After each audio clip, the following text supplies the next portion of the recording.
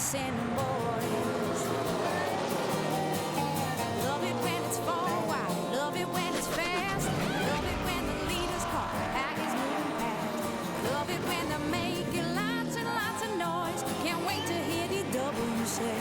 Boogity, boogity, boogity. Let's go Talladega racing, boys. Let's go racing, boys.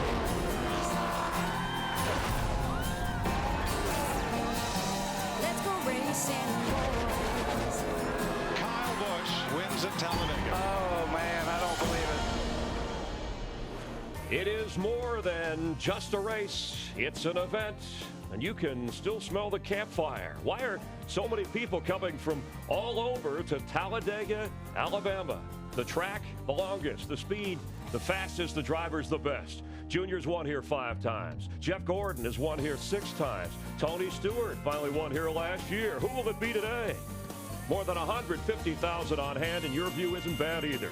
Temperature in the 80s, it'll heat up, sunny and clear as NASCAR on Fox welcomes you to Sprint Cup Racing and our Hollywood Hotel trackside. The driver, Darrell Waltrip, the crew chief, Jeff Hammond, Chris Myers, and great to be here at Talladega. In the immortal words of Ricky Bobby, if you ain't first, you're last. Oh, come on now, Darrell. You know good and well. This is a race fan's dream place. I mean, it's an exciting place to be. It's the quarter pole of the season. This race marks it, and the headlines, the storylines, 4 different drivers from the same team have never won consecutive races. Can Hendrick pull it off today?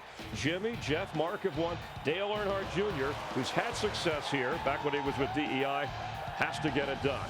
Former Indy star Juan Pablo Montoya starts on the pole. First time in his NASCAR career. He finished second in the race here last April. And yesterday on the Nationwide Series, that's Matt Kenseth. But hang on, he was okay. Spectacular crashes that fans expect to see. We've had a 27-car wreck before in Sprint Cup racing. That's the kind of adventure that you see when you're here at Talladega. So what should drivers know about this race today? You know what? I stayed up all night long. I studied statistics. I looked at numbers. I tried to figure out who's going to win this dadgum race. Unpredictable. We'll recycle that too, by the way. To me, Chris, it's a fear of the place to a certain degree. You have got to respect this place. You can get yourself in trouble. You saw what happened to Matt Kenseth. I mean, this racetrack is one time when that drivers show up, they don't talk about how much fun this place is. They very much respect it. Yeah, 9 different times a first-time winner here, so maybe all bets are off, even for some of the favorites. So last year we saw more lead changes on this track than anywhere else. You could be first one lap and last the next, as Darrell and Ricky Bobby said. Always worried about avoiding that big wreck. Wonder what we'll see first today. Let's start our Fox Watch above the booth with Larry McReynolds and Mike Joy. Hey, guys. Hey, Chris. Ever since I got to the airport to come down here, everybody's asking, who's going to win at Talladega? We have no idea. We've scratched our brains. We cannot pick a winner. Dale Jr. calls this race a lottery. You can't pick a winner. You can't even pick who can get themselves in a position to win on the last lap. Well, I heard Jimmy Johnson say earlier in the week, he said, every time I've been to Talladega, I've had a fast race car, a race car fast enough to win each and every one of those races. But I've only won one time. Why? Because I didn't put my car in the right position on the last lap. Go back to the Nationwide Series race yesterday. When they came off turn 4 to come to the checkered flag, David Reagan, who got his very first major NASCAR win, he was not even inside the top 5. Some things were shuffling in front of him. He got himself in position, and next thing you know, he crosses the finish line first. We will not know who's going to win this thing till they come off to turn 4 or possibly till they get to the finish line. Right. You want me to pick a winner, you've got to wait till they get past the entrance of pit road and halfway through the tri-oval. And then maybe I'll give you a pick, Chris. Thanks, guys. And tailgating at Talladega with Alabama Larry coming up at our expanded pre-race show. But now to Mark Martin and Tony Stewart. And Mark said that Tony is his driving hero. Quite an honor. In his first year as owner-driver, Stewart showing heroic patience. The last 3 races, he's finished 3rd, 4th, and 2nd. Now, last year, his patience really paid off here at Talladega, where after 6 second-place finishes, Tony finally got a win. Tony Stewart is a romping and a stomping. How about Tony Stewart in that 14 car? Things must be working well. He's just getting better and better every week. We're just chiseling away, man. I can taste it. I know it's coming. Tony in the Old Spice Office Depot car getting ready to roll. Thanks for joining us live down on the track, getting ready to roll. Tony, are we making too much of the idea that you seem more comfortable as an owner-driver so far this year? No, I think you're right. I mean, I definitely see a little difference too. I'm a little more relaxed, but I don't have a logical answer for why that is. You know, I should be 5 times more stressed out than I am just driving the car, but you know, I think it's we've got really good people, and I've always been surrounded by good people. That's something I've been very fortunate my whole career in racing and my whole life to be surrounded by good people. But you know, having Bobby Hutchins and Darian Grubb and Tony Gibson and a teammate like Ryan Newman, everything is just falling in place for us. You know, Smokey, DW, you're off to the best start. You just mentioned the great people. What do you attribute, though, this great start to? Because this is totally uncharacteristic for you. Yeah, it really is. I mean, you look at the last 10 years, my entire Cup career, I've never got off to this kind of start. But I wish I knew. It just you know, it just seems like I'm real comfortable with the Hendrick chassis package and the engine package, and you know, Darian and I just have clicked right from day one. So you know, it's very similar to the relationship I had with Greg Zipadelli. So it's just kind of picked up where we left off last year, and everything's just been really good. I mean, we figure, you know, we had a couple races there where we had a couple hiccups, and if we didn't have that, we'd be second in the points right now and only about 20 points out of the lead. So everything's went really well, and you know, we're just taking it 1 week at a time. We don't get ahead of ourselves. We literally we'll run the race today. We'll go back to the shop tomorrow at Stewart-Haas Racing and sit in our competition meeting and see what we did right, see what we did wrong, and see what we can do to make it better next week. Well, Tony, you're talking about doing things right. The other day you made your announcement, the 5th annual Prelude to the Dream, and this year, you know, you're going to be basically, I guess, taking care of the military with your new event. So, I mean, tell us about that. Yeah, excited. This is the 5th year for it. It's the response from the drivers and everybody in the racing media. It's been so much fun. We started out just trying to invite a bunch of our buddies up to come race for a night, and it's turned into so much more. We've raised over $2 million in the last 4 years with the Prelude to the Dream, and this year being able to support our military and support the 4 different departments there with you know, with injured soldiers and fallen soldiers and their families. That's something that we're really proud of. We're proud that we're able to give back each year, and just very grateful that we have the drivers that come want to be a part of this every year. The Daryl and everybody that comes up and donates their time. It just means a lot to us, and we're excited to do it again. We got it with HBO pay-per-view again this year, and just excited for it. It's something that all the drivers look forward to. It's very flattering and humbling to me when we've got so many people that want to come. We've got 8 Cup drivers that are on a waiting list wanting to come to the race that we just don't have room for. So it's pretty flattering, the response that we've had from everybody, and it just keeps getting bigger and better every year. Hey, you want Chris and I to come sell hot dogs for you? I'll do that if you want. I would love to see Chris in the kitchen, actually. My son, you're his favorite driver, but he hasn't met you yet. Hey, I'm kidding. All right, Tony, have fun. Have fun today, okay? Thanks, guys. All right, thanks. Tony, he's a strong finisher, the closer. Let's check in with our pit reporters, starting with Krista Voda. Krista, what's going on today? Mark Martin says this teammate carries the weight of NASCAR on his shoulders. How much pressure is Little E feeling today? I'll talk to Dale Earnhardt Jr. There have been 9 first-time winners at Talladega. I'll talk to a driver who has a great chance to become the 10th first-time winner this afternoon. Talladega is NASCAR's biggest track. How big? Numbers to amaze and inspire your friends coming up. Mark Martin was the most popular man in Phoenix, ending a 3.5-year winless streak. Today, the goal even loftier as he chases a 12-year mark. We'll talk to driver 5. Thank you. Our pit crew will make sure you do not miss a thing today. Here's what's ahead in the show this season on Fast Forward. For Jeff Gordon, we're going back to the 80s, some throwbacks, classics, some you want to throw back. And top drivers wish they had the talent. Darrell Waltrip talks with Kyle Busch, winning on the track and winning over fans. Alabama native Larry McReynolds, he grew up just down the road from here. He'll give us a little history lesson on the greatness of this track. Carl Edwards, kind enough to give Jeff a ride to the race in his other vehicle, and Jeff held up okay. Talladega home to High Speeds, Big Rex, and Diggers home. The Fox Gopher comes out to say hello from his view. And we'll attempt to set the world record for the largest chicken dance with everybody getting involved. We want you to stand up at home and join us as well. Gas and go ahead. We're glad you're with us for NASCAR on Fox.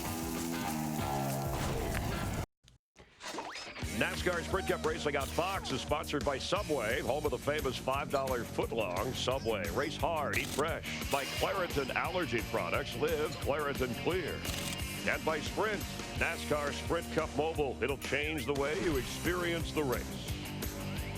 NASCAR Day, partnering with Susan G. Komen for the Cure at Fox Sports Supports to raise money for breast cancer research. That's Nancy Brinker, founder of Komen for the Cure. Today's official race director this morning took a lap with Elliott Sadler, attended the drivers' meeting as part of the pre-race festivities.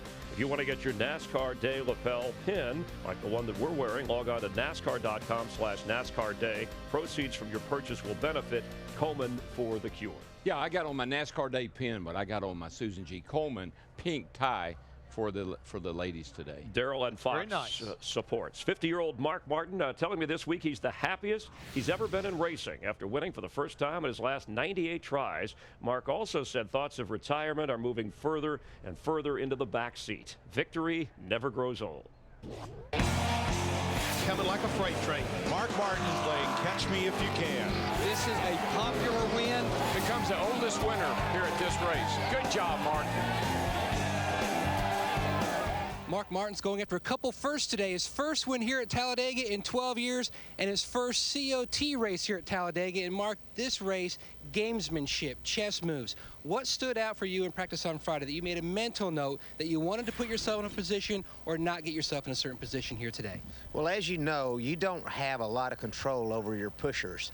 And you're more reliant now on a push than ever before. And so being taking into consideration that I really don't have great control over that, I want to be fairly close to the front if I can be, because the cars just don't seem to respond. If you're ready to go and you're ready to pull the trigger and make a move, not much happens unless you've got a great crowd behind you. I'd rather be closer to the front and have, the crowd wanting to get onto a car, latched onto the car that was close to the front. And that's the biggest thing, is I didn't feel like I could make anything happen unless all of a sudden a bunch of cars lined up behind me, and then it was pretty easy. Mark Martin trying to make it 4 straight for owner Rick Hendrick here today. Well, you can see his focus and intensity. And, he talked about being happy again, but championship not in the discussion. He just wants to get in a car and win. Yeah. No, but you see he's focused and he's got strategy. He knows he's got a plan. He knows what he's got to do. This cat in 1997 won the fastest race ever run in NASCAR. He averaged 188 miles an hour for 500 miles here. So he knows how to win this race, and he knows he's got to have friends to make it happen. Yeah, right now he's a fountain of youth when it comes to what he's been able to pull off as far as winning another week. But the key thing right now, Chris, when you talk about championships, that's not important to him. He's going to worry about that the last 5 races of the season. And right now, it's just wins. That's all he wants to do is win, and he wants to represent that 5 team the best he can. And we'll hit speeds. We'll see him 200 miles per hour at some point in the race today. And although he's yet to win a race this season, Carl Edwards, former teammate of Mark Martin, 8th in the standings at his Claritin Aflac Ford. And, Aflac, their new slogan, we've got you under our wing. And coming to Talladega, our wingman, Jeff Hammond, got to hang out with Carl. Well, the cool thing about it was going with Carl this other day was the fact that we know about his back flip. Well, I got a chance to experience a different type of flip. Hey, Carl, you here? Oh, yeah, man. Hey, you about ready to go to Talladega? Yeah, I'm ready to go to Talladega, but I got one little surprise for you if you want to go check it out. I think you'll like it. That's awesome. It's really, really fun. That's probably the neatest plane you ever fly. So what do you want to do? Do like some loops, rolls, hammerhead, stuff like that? Is that cool? Show me what you got. All right. That's a flat spin right here. Wow. Hey, Carl, are we going the right way? Can we go to Talladega now? Yeah, we can go to Talladega now. All right. See you later. 37 squawk 5722 at 2976 on the altimeter right. Let's go to Talladega. All right, let's do it. This is your captain speaking. There will be no food on this flight. I got to know something. Yeah. Why were you picking on me at Texas? I'm sorry, I'm still struggling with Jeff Hammond's outfit. I can't believe it. We all are, Carl. I told somebody, hey, I'm going flying with Jeff Hammond. They said, is that the guy who was wearing that cowboy hat and that blue thing at the Texas race? I said, that's it. In 10 years, when you look back, what would you like to see as far as your success? I want to win in the road course. I want to win at Martinsville, and I want to win a championship. If I can do those three things, preferably this year, that'd be great. You're a nationwide champion already, I mean, but why do you keep doing all the races and then plus all of what you got going on? I just like racing, man. I mean, what I really want to do is I want to win the nationwide championship and the Cup championship in the same year. I think that'd be the most amazing accomplishment in American motorsports. And everything you've ever done, I mean, I watch you. You know, you go at it 110%. Yeah. How about your marriage? I mean, yeah, my marriage has been great, man. It's been probably the best thing I've ever done. Kids? You want a family? Yeah, I do. I do want to have some kids, so, and Kate wants to as well, so that'd be wild. 3 Charlie Mike, let's just start whenever you'd like. Learjet Charlie Mike, this is Talladega, left traffic for runway 21. Dog, you cleared the landing.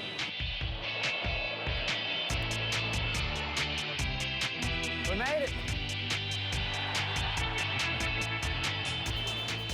All I can tell you guys is he is brave, smooth. man. No, you don't have to be brave when somebody is good at what they do. And Carl is very good at what he Smooth does. landing, you He's said. very good, but you should have been with me.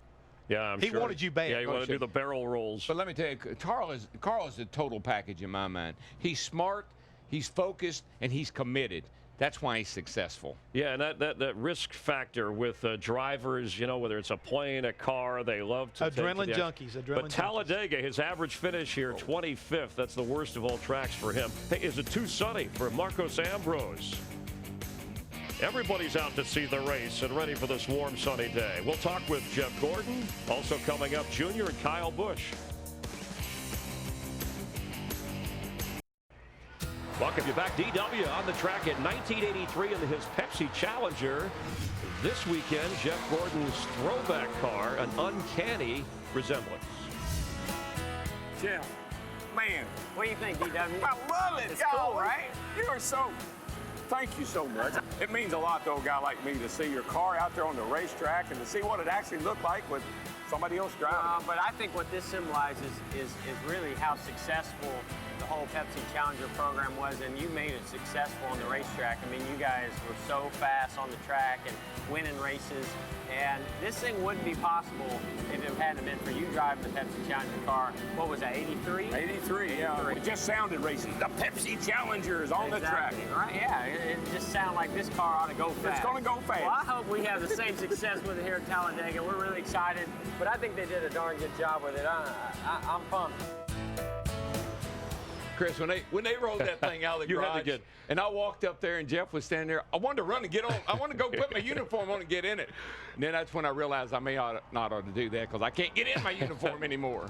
Jeff, but he sure looks good. Yeah, he fits the car well, closing in on your career victory, Mark. All right, Talladega, located off I-20 between Atlanta and Birmingham, opened back in 1969, has been a popular gathering place for NASCAR ever since. And to help explain why this track is such a field of dreams, we wanted to ask somebody, a big-name sports star from the state of Alabama, but we couldn't get Charles Barkley.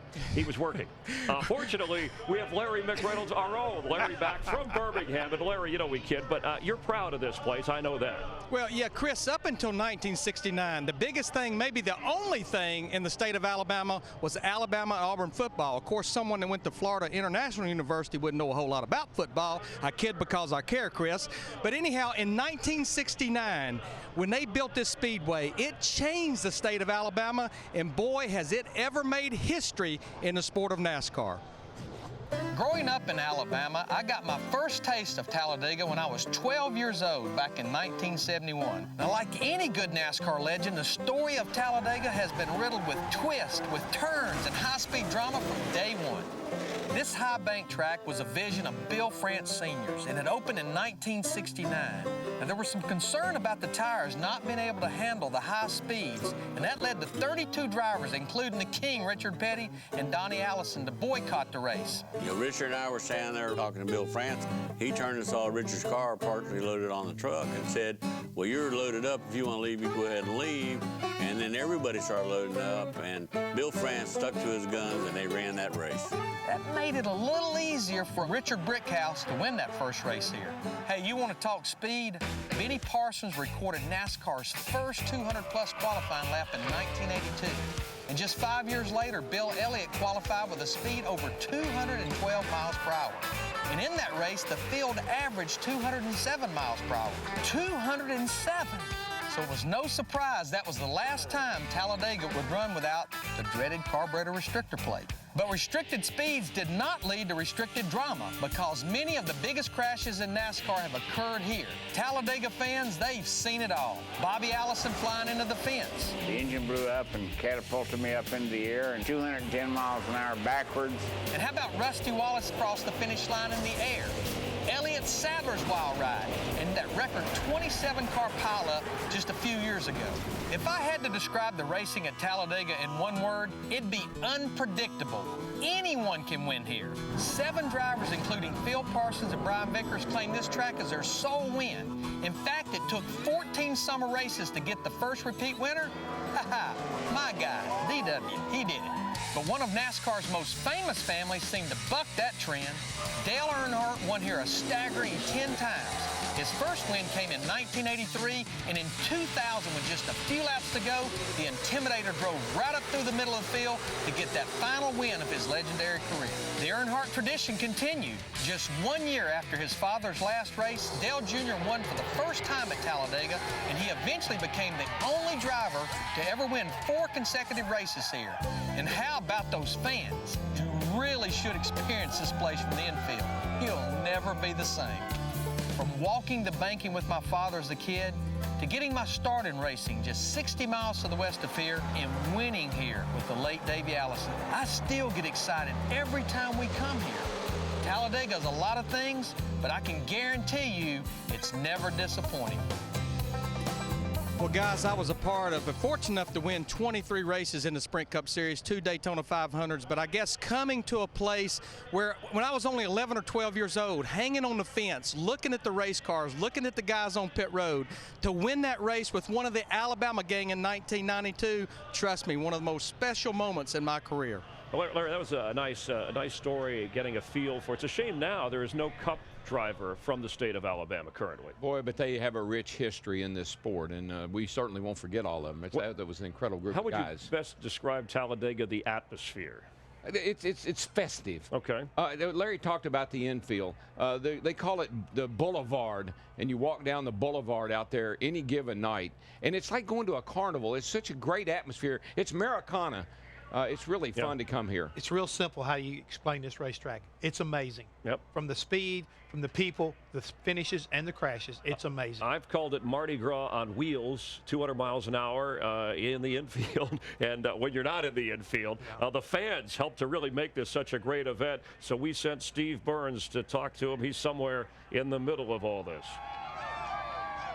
Well, Chris, the Talladega Superspeedway, or Dega to these fans, sits on 2,000 acres of land. Some 35,000 campers have made the pilgrimage to this racetrack. Now, you heard Larry Mack. We know college football is king here in Alabama. Well, consider this. The crowd today here at Talladega will approach the combined attendance if both Auburn and Alabama were playing a home football game. We know Alabama has 12 national championships. The infield alone sits on 212 acres. Heck, you could fit 200 football fields in this infield. Thanks, Steve. We're counting it out at the start of the race. 500 miles around this just over 2.5-mile track, and the faces of the competitors who all gather together in a driver's meeting, which we'll take you into before they roll. Coming up here, we'll talk with Dale Earnhardt Jr., and DW sits down with Kyle Busch.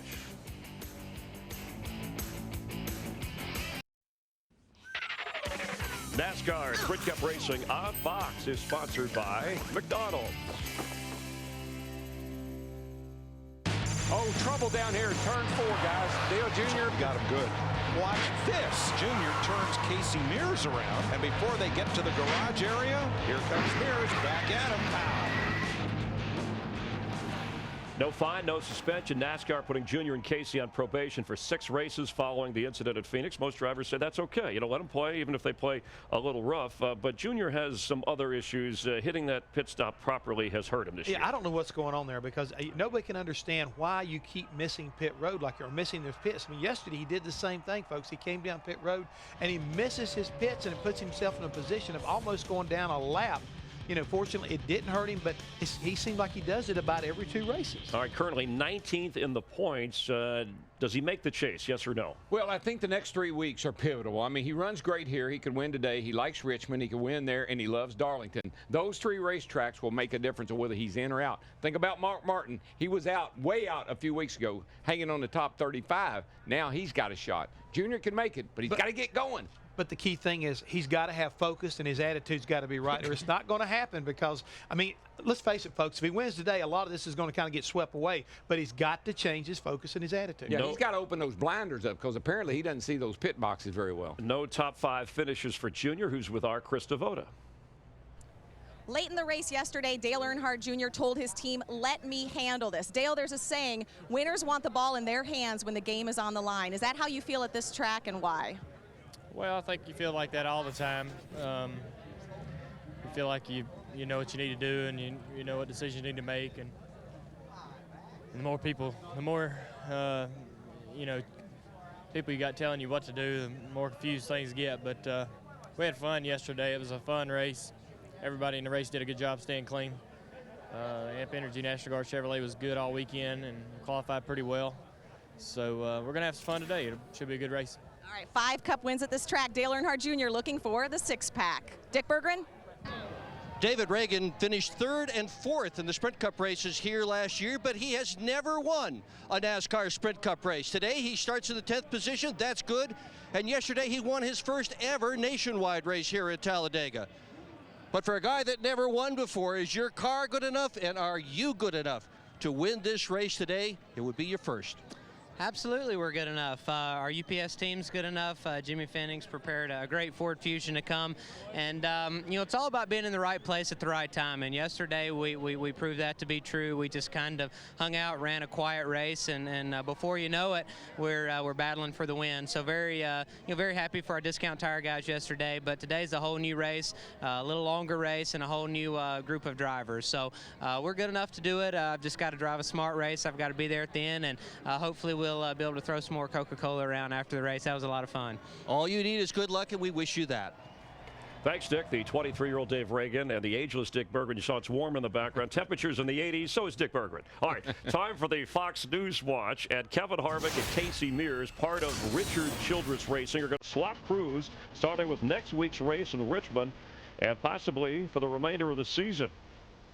Also, Bobby Labonte's 96 car gets a new crew chief this week as well. Martin Truex Jr. will make a decision on his driving future. He has that 1-year deal with Dale Earnhardt. Remember, merging with Chip Ganassi Racing during the offseason. And Greg Biffle pulling double duty. He was in Charlotte yesterday, flew to compete in a drag race.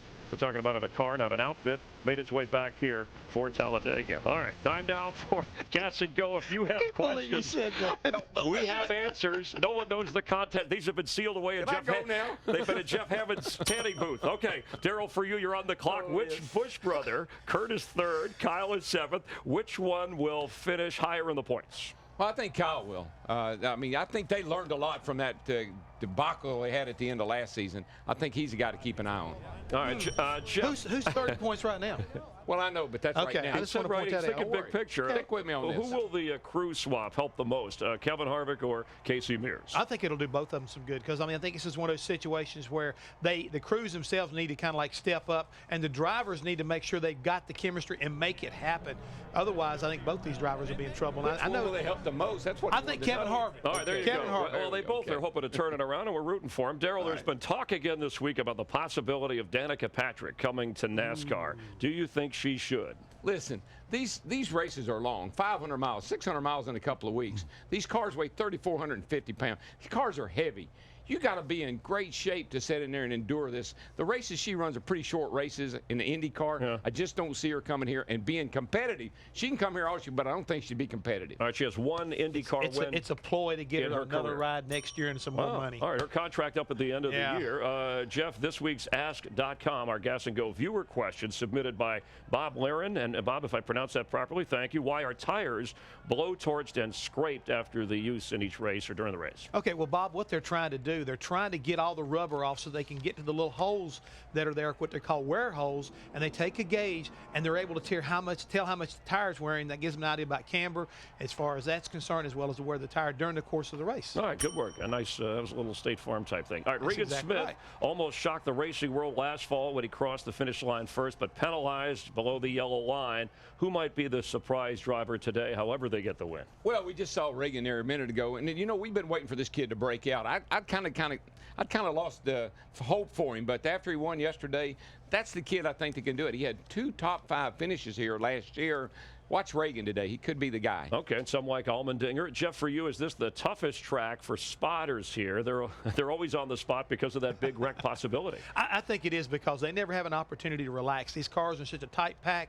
They're trying to make good calls from a long ways away. Remember, this thing's 2.66 miles around, and it does sometimes present difficulties for those guys to make the right call. Yeah, chain reaction when the wreck takes place. Everybody gets involved. For both of you, it's NFL Draft Weekend. If you were starting a race team, who would be your very first pick? Well, I'd take Kyle. I mean, I got to take him for his ability. I got to take him for his youth, his enthusiasm, and I just proven you can temper a guy. You can slow a guy down. You just can't speed him up. And that's what you'd have to work with on him. Jeff? I got you then. I got Carl Edwards, and the reason for it is I think he can handle Kyle Busch in a heads-up kind of battle, so I'm going to take Cousin Carl. All right, I hadn't done it yet, but you might be right. Well, how many races he boiling They're win last both year? on their way.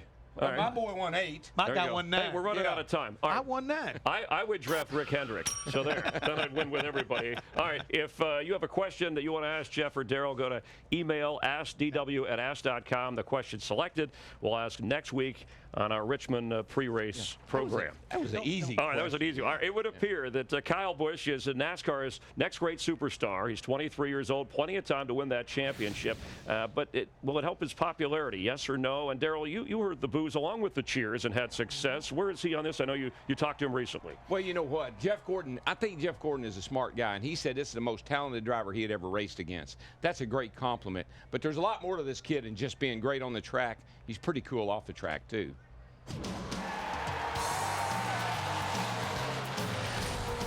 Did you know that you were going to be this good? I knew I wanted to be that good. You know what? I've probably given up about 20 wins.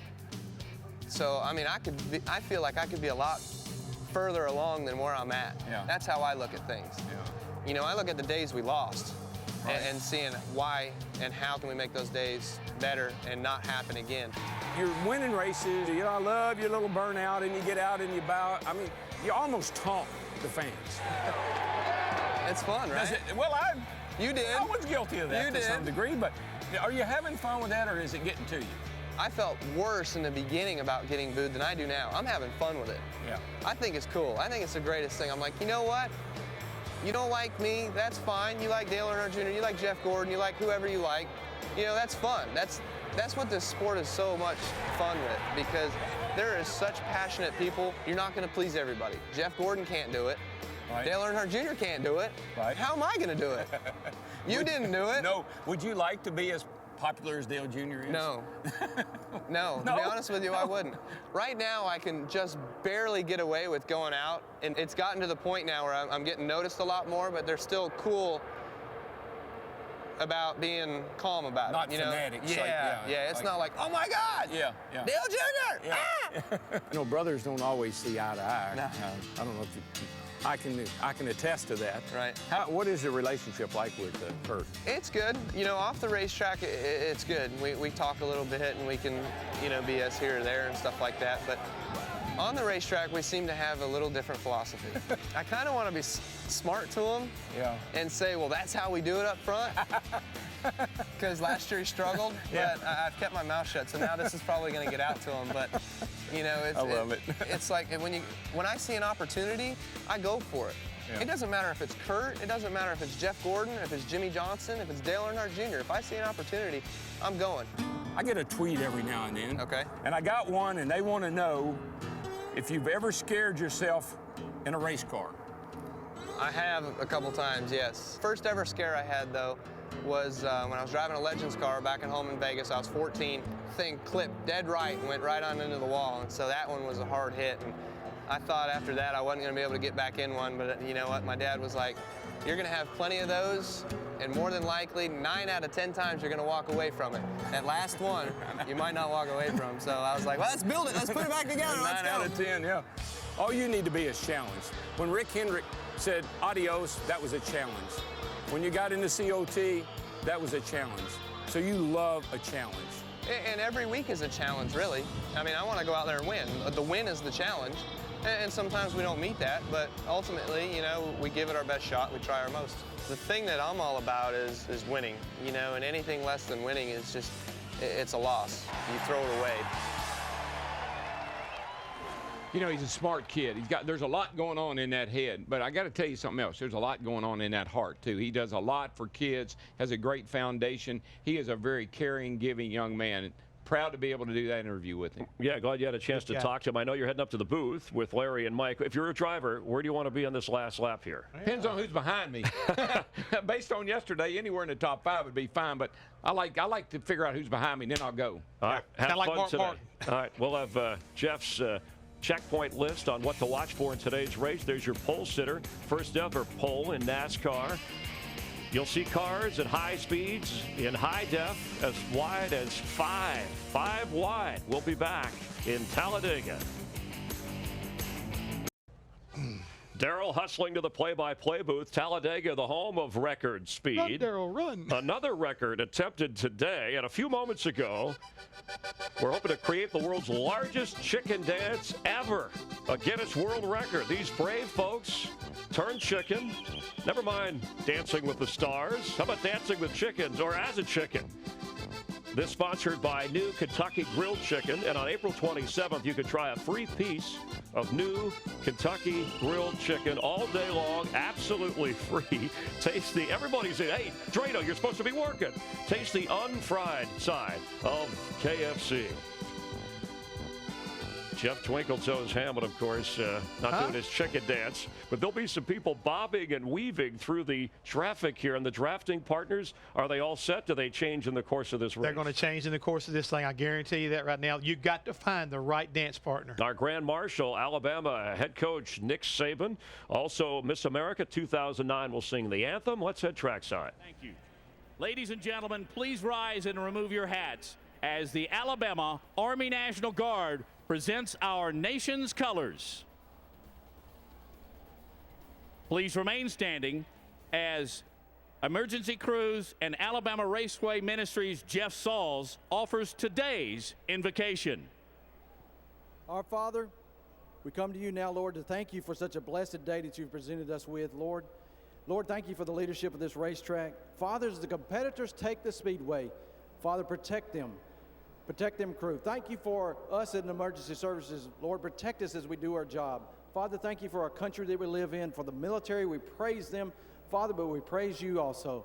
Father, thank you for Jesus Christ, his life, his death and burial, his resurrection. In his holy name I pray. Amen. Please welcome from Indiana, Miss America 2009, Katie Stam.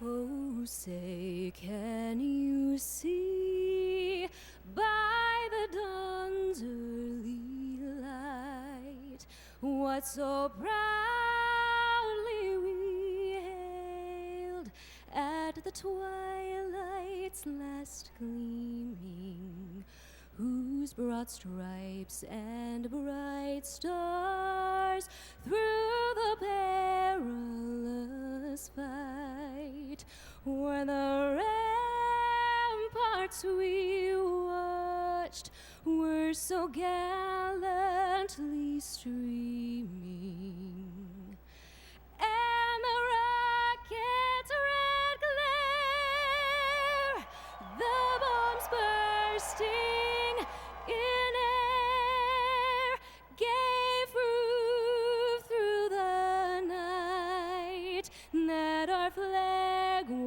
is still there. Oh, say does that star-spangled banner yet wave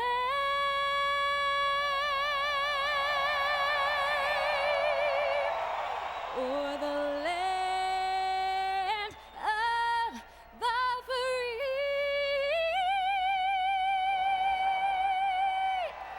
and the home of the brave.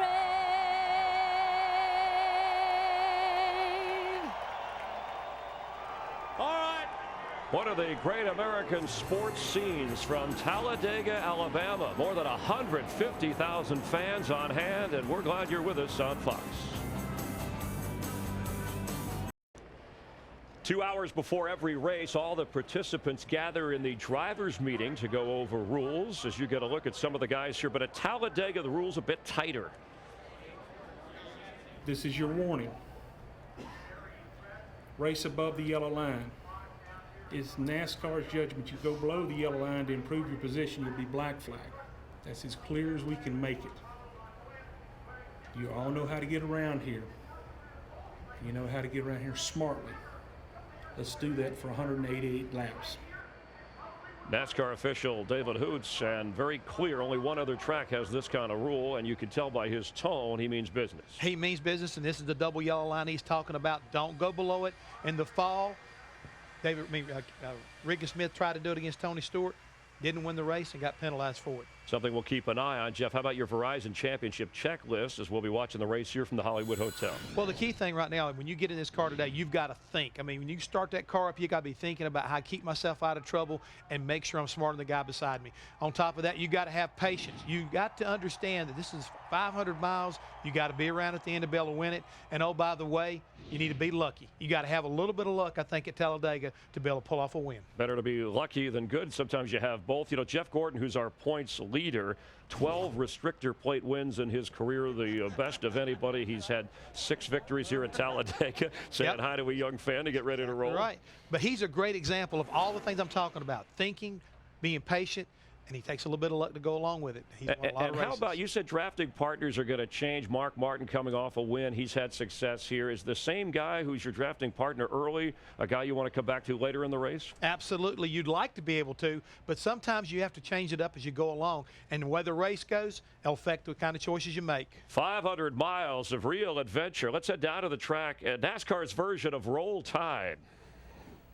Ladies and gentlemen, please welcome head football coach from the University of Alabama, Nick Saban, as he delivers the most famous words in motorsports. Gentlemen, start your engines.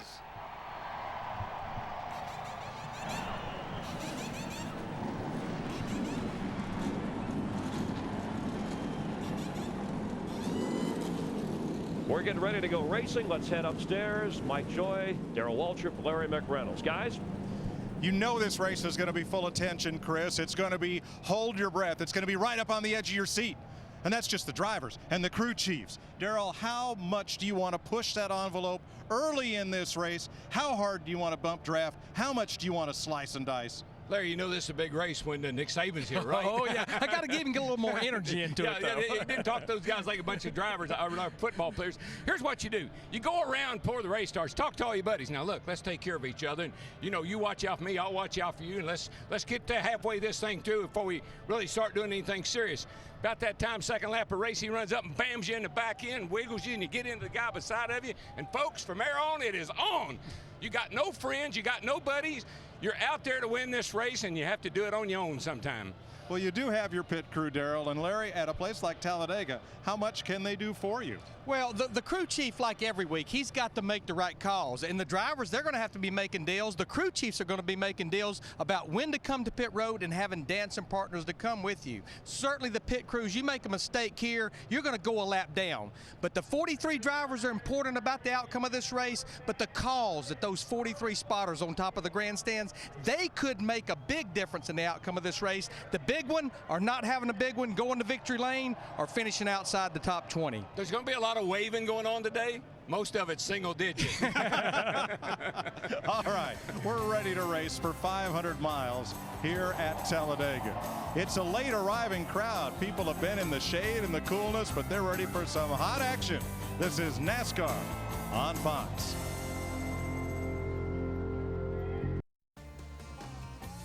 All right, bud, rolling off here. Looking left at your pit box. It's a beautiful, perhaps a perfect day for racing in central Alabama. 82 degrees, just a few light fluffy clouds, not much of a breeze, just enough, and a lot of sunshine.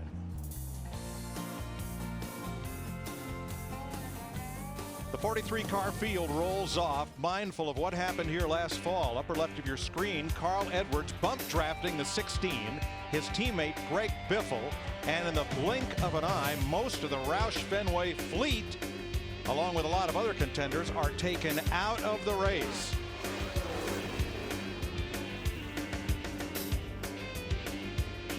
A bad result for Greg Biffle, and yet today Biffle lines up on the front row alongside Juan Pablo Montoya, who has his first oval track pole since coming to NASCAR from Formula One. Truex and Hornich with his best ever start since coming here from IndyCar in row 2. Clint Boyer and Regan Smith, who nearly won this race last year, in row 3. And as we have a look at the rest of our starting lineup, Darrell, let's dial up Greg Biffle. Hey, Greg Biffle, DW here. You got a copy, buddy? Sir, DW, loud and clear. Have you made any pre-race arrangements here with anybody, bud, to work with you today and try to keep you up front the way you are now? Not really. Not a lot of guys. Just talked to the 77 behind us there, and told them I might run, up the top of the racetrack a little bit. Depends on how it gets going at the beginning there. If the top line has a little run, might run more up the racetrack and not give that middle groove a chance right out of the beginning. How about in the team meeting yesterday or this morning, whenever you had it? Did you talk to your teammates, maybe thinking about what happened here last year? Yeah, last year or yesterday, either one probably. Yeah, we're going to help each other the best we can, but be conscious of not, being too aggressive.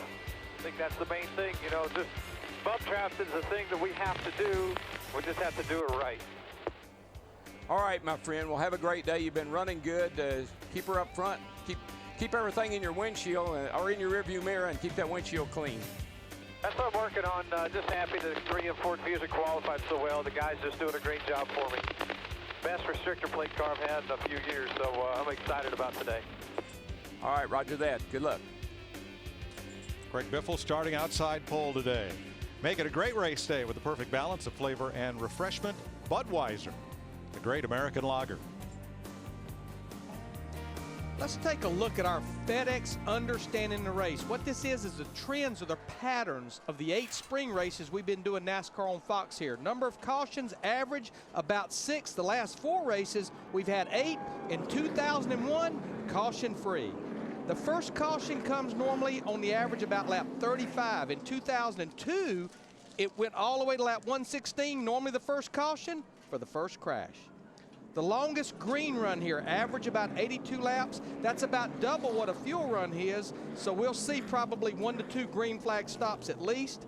And the last caution, you can almost bank on it around lap 177, roughly 10 to go. Sometimes on the last lap, it's not unusual to have a green-white-checkered here. Not unusual. I thought it was a rule. Oh, well, it almost is. We had 2 in 05, we had 1 in 07, and we had 1 in 08, so it is. It's almost expected. 1 car on pit road. I believe that's Scott Speed.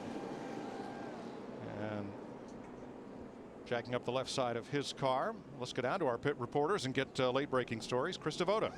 Well, Mike, last week, Jeff Gordon turned in his worst performance of the year in Phoenix. He was sick, though. His back was killing him. His back has been an issue all year long. I talked with Andy Krupp, who's in charge of the inside of his race car. He said they thought about using lumbar bags or changing the angle of the seat. They did none of that. Jeff said he should be good here because it really only bothers him on the short tracks. Jeff did tell me the spasms continue, but he said here at Talladega, he is stronger than ever. Steve?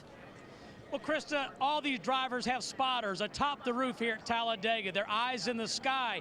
Now, for Ryan Newman, his spotter is his father, Greg. Greg told me this morning 2 things to consider here at Talladega. I've got to get information to Ryan very quickly. The holes close much quicker than they do at Daytona, and I have to tell him about the muscle coming behind him. Let's go to Matt Yoakum. On Saturday, Dale Earnhardt Jr.'s Cup spotter, TJ Majors, worked his Saturday gig with Brad Keselowski, so Dale Jr. had to go to the bullpen for his spotter, and he chose his cousin. For the first time in his career, Tony Eury Jr. was a spotter for a NASCAR race. He learned a lot of different factors. The biggest issue for today that he feels like can help them go to victory lane, utilizing their second channel. Passing information, Dick Berggren, from the pits to the spotter, better to Dale Jr. Well, 3-time IndyCar Series champion Sam Hornish has had a rough introduction to big league stock car racing. Yesterday, however, he turned in his best time trial effort ever, 4th. Unfortunately, last night, he came down with a flu, caught it from his wife. He's been up sick all night long, been to the infirmary twice this morning to get IVs. He told me a few moments ago he's not sure he's going to make it all the way to the end of the race. So they have got a backup driver here ready to go in case Hornish can't finish. Wow. Scott Speed made that pit stop, Larry, and he's going to be held for 1 lap. Well, I think we need to explain the whole procedure here. This is an impound weekend, which basically means after qualifying yesterday, NASCAR impounds the cars. You cannot work on them. You put them out there and you race them with your qualifying setup. Scott Speed was one of the go or go home cars, top 35, locked into the show. The rule is you can change things on your car after the green flag is displayed. Jimmy Elledge brought that car to pit road. They were making changes that made the car run fast that wouldn't be good for the race. They will be penalized 1 lap for that. Jeff Gordon in the year 2001 here from 36th starting position. So you can win from anywhere in the field. And no matter how much you've won before, Talladega has been fertile ground for drivers to get their first win. 9 drivers have their first win at Talladega, and these 7 drivers have their only career wins in what's now the Sprint Cup Series here at Talladega. That's our X-Men X Factor of the race. X-Men Origins Wolverine opens everywhere this Friday. Of those 7, Brian Vickers is in the race today, trying for his career win number 2.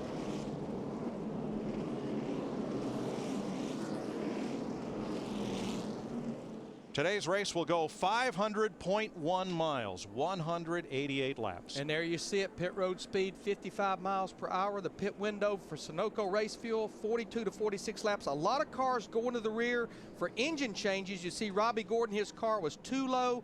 In post-qualifying inspection, his time was disallowed. One thing, if you look at those engines, all 4 of the Richard Petty Motorsports cars had to change engines. They came here with a little package to be able to run more tape on the nose to help the drag, and it didn't work for them, so they had to change engine in all 4 of those cars. Just real quickly on Jeff Gordon's back, you're going to have more back pain here than you are anywhere we go. Not from the physical stress, but from the stress. Yeah. How hard you hold, tight you hold on, and you got to keep that right foot planted. That runs right up to your back. Another driver who might be a little bruised is Matt Kenseth. Now, Yes, David Reagan won the race yesterday. His Roush Fenway teammate was not so fortunate.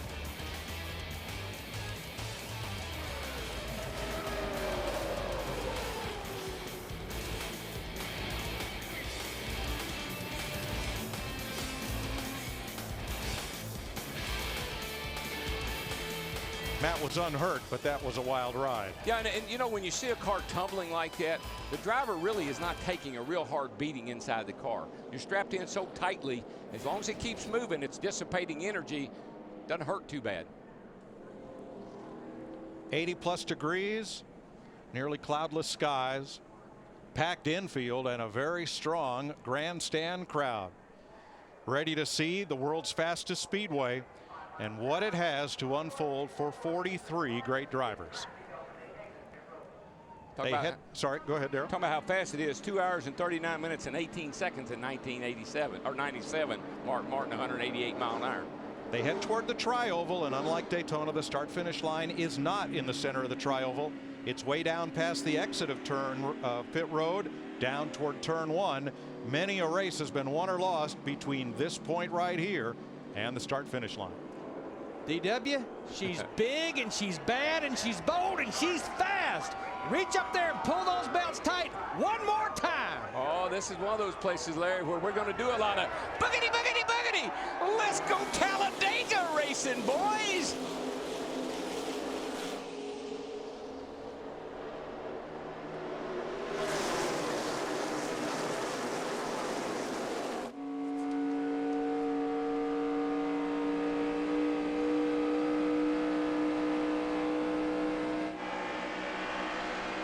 Speed still building in the back straightaway.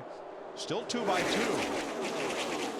And I know you won't believe this, but you already know how good you're going to run today, or at least how good your car is going to be today. Because how quickly you get up to speed is very critical on how well you're going to run today.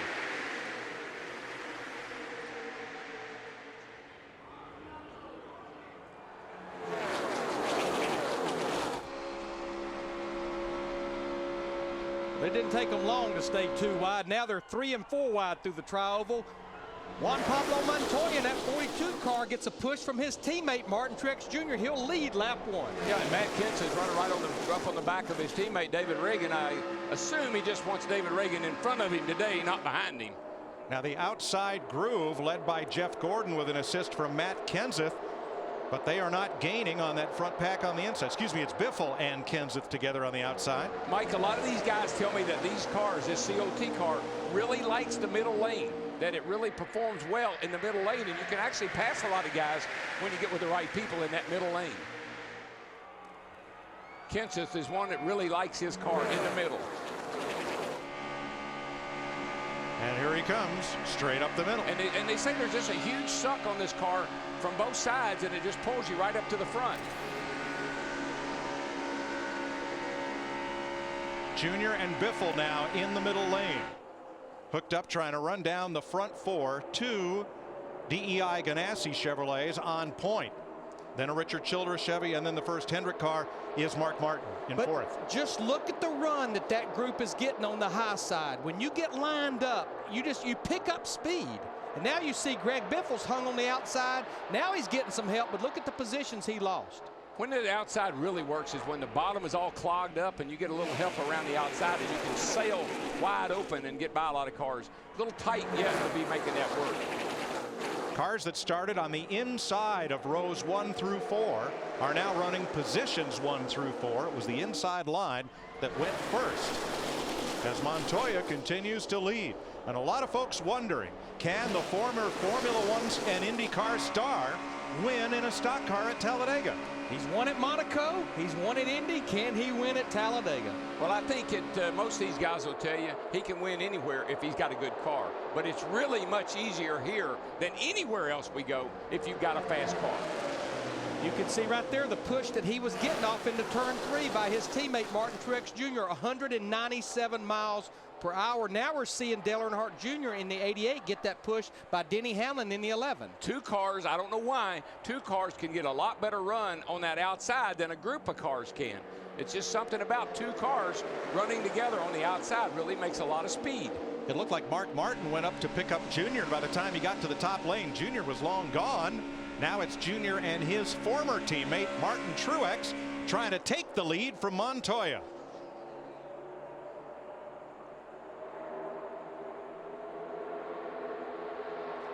It's like when you run that high line, especially coming off turn 2, especially if you've got 3 or 4 cars, or in the case of this, maybe 10 cars lined up, you get such a run down that back straightaway. Dale Earnhardt Jr. goes to the lead at Talladega. Denny Hamlin is his wingman. They don't get any closer than just like that. And Junior Nation filling this Talladega grandstand comes to life. This is what they came to see. If you're within 30 miles of the speedway, it's not an earthquake. Dale Earnhardt Jr. is leading. And let me tell you, if he's going to make the chase, it's got to start today. Darrell, you talked about him in the pre-race show. I just believe, I know this is only one race, but I think if he comes out of here with a good race, you know what, it's going to build momentum. If he does not have a good race, it possibly is going to just bust that momentum. 4 wide mid-pack with Bobby Labonte up top. Now they break back to 3 abreast, and the lead will change again. Montoya has picked up Truex, and the outside line moves. Krista. Mike, the only thing Juan has said on the radio, he asked if he should let the one lead a lap. Brian Petty said, hold on, let's let this thing get strung out. We don't have to do it yet. Montoya's ready to go, but he's also thinking like a teammate, trying to get Truex those 5 points.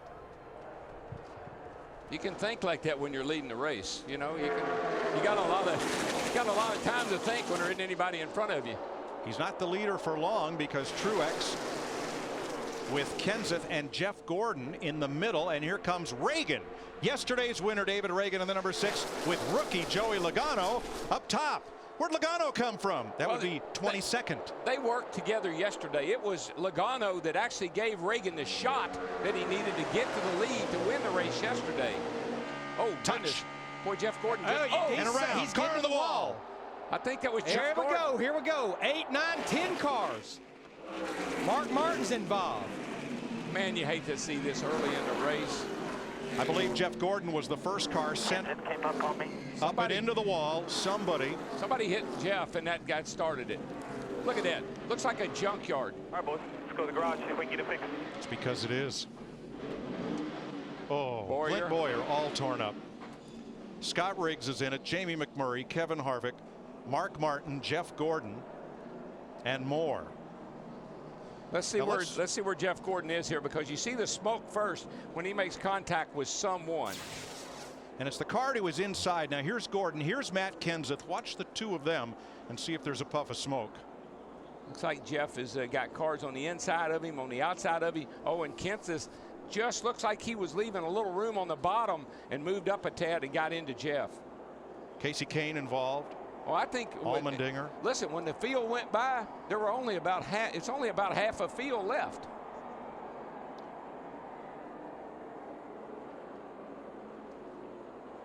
You can see right there, Matt Kenseth just gets into that left front of Jeff Gordon, and Gordon goes up and gets in the side of the 71. Gilliland, nowhere for Kurt Busch to go. Brian Vickers, and they just stack up from there. Look, that's a 6-pack into the wall, just all in one move.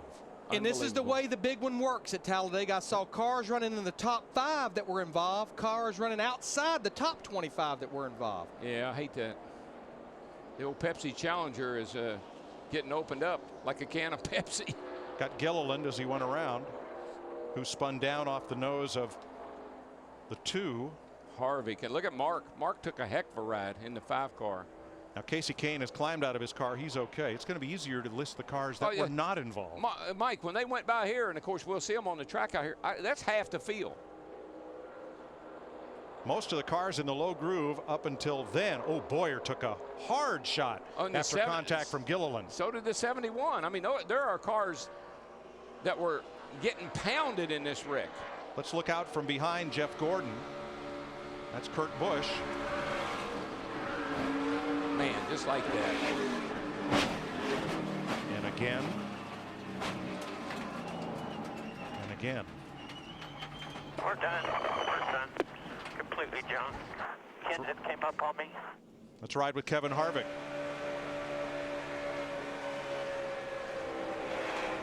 Go low, go low, go low. Stay in it, stay in it, stay in it.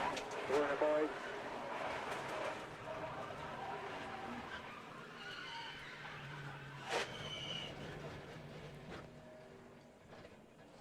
And let's ride with Casey Kane.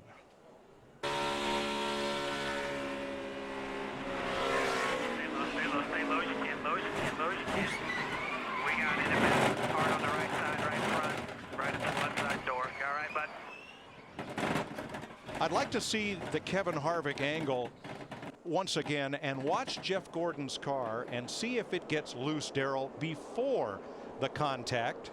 Jeff Gordon is right up in here. Kurt Busch behind him. He jumps out a little. I think this is just that's just the contact from the 17 car that was the shot first him contact. to the right. You're right. Exactly what caused that. These cars are, I mean, there's a bunch of cars that are taking a pounding in this wreck. Pick your favorite driver and Here watch how it unfolds here for we him. go. Into the 71, the 24 into the 71. Here comes McMurray. Here comes Harvick. Mark's on the bottom. 36 car. Here comes the 9. The 44 piles in.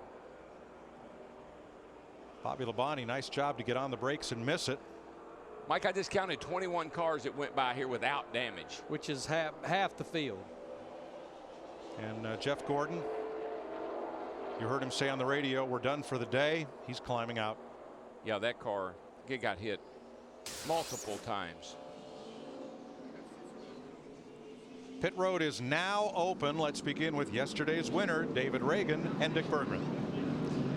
They're going to take 2 tires and put fuel in Reagan's car, and certainly to win the race here at Talladega, you have got to avoid those kinds of problems. So far, so good for the young 23-year-old driver. Matty. Martin Truex Jr., 3-time winner here in the NASCAR Nationwide Series. He is in. No major chassis adjustments for the one, just 4 tires. To Krista. Brian Patty reminding Juan his team is dressed in blue this week. The Tums dual action Chevy. They said they'll stick with their plan and go with 4. Do you want it tighter, Juan? He said, no, my car is a rocket. David Reagan will win the, or no, Joey Logano wins the Verizon race off pit road with Reagan, Truex, Dale Earnhardt Jr., and Montoya. I think all they did to that 20 car was just put a little bit of fuel in him to fill him up. No tire changing on that car, it looked like. Well, Darrell, the big one didn't take until lap 8 to unfold. Yeah, I hate it when it happens early like this. It just ruins the race for everybody. Under the first caution of the day at Talladega, Alabama, for this big crash triggered by Matt Kenseth getting into Jeff Gordon.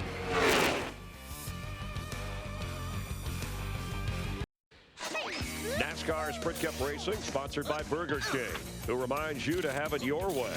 By Ask.com, where do NASCAR fans get answers? Ask.com, the official search engine of NASCAR. By Toyota, moving forward. And by Sprint, NASCAR Sprint Cup Mobile. It'll change the way you experience the race. First caution of the day, a little work on Carl Edwards. Claret and Ford. During this one, everybody has been on and off pit road at least once. Bobby Labonte got a little piece of it. Looked like he'd stopped to avoid it, but he got a bit, and so did Kyle Busch. Let's go back. Here are the cars involved in the wreck. This is in numerical order for the drivers involved with significant damage. Some, like Casey Kane's car, are headed for the garage. Matt Kenseth may have come up a little, but also it looks like Jeff Gordon came down a little as they got to turn number 3. Yeah, it looks like the 71 car way up on the outside there. We're alongside of Jeff, and then it looked like that the 17 bumped into the back of the one, maybe caused him to move up a tad as Jeff was moving down a tad, and then we had a mess.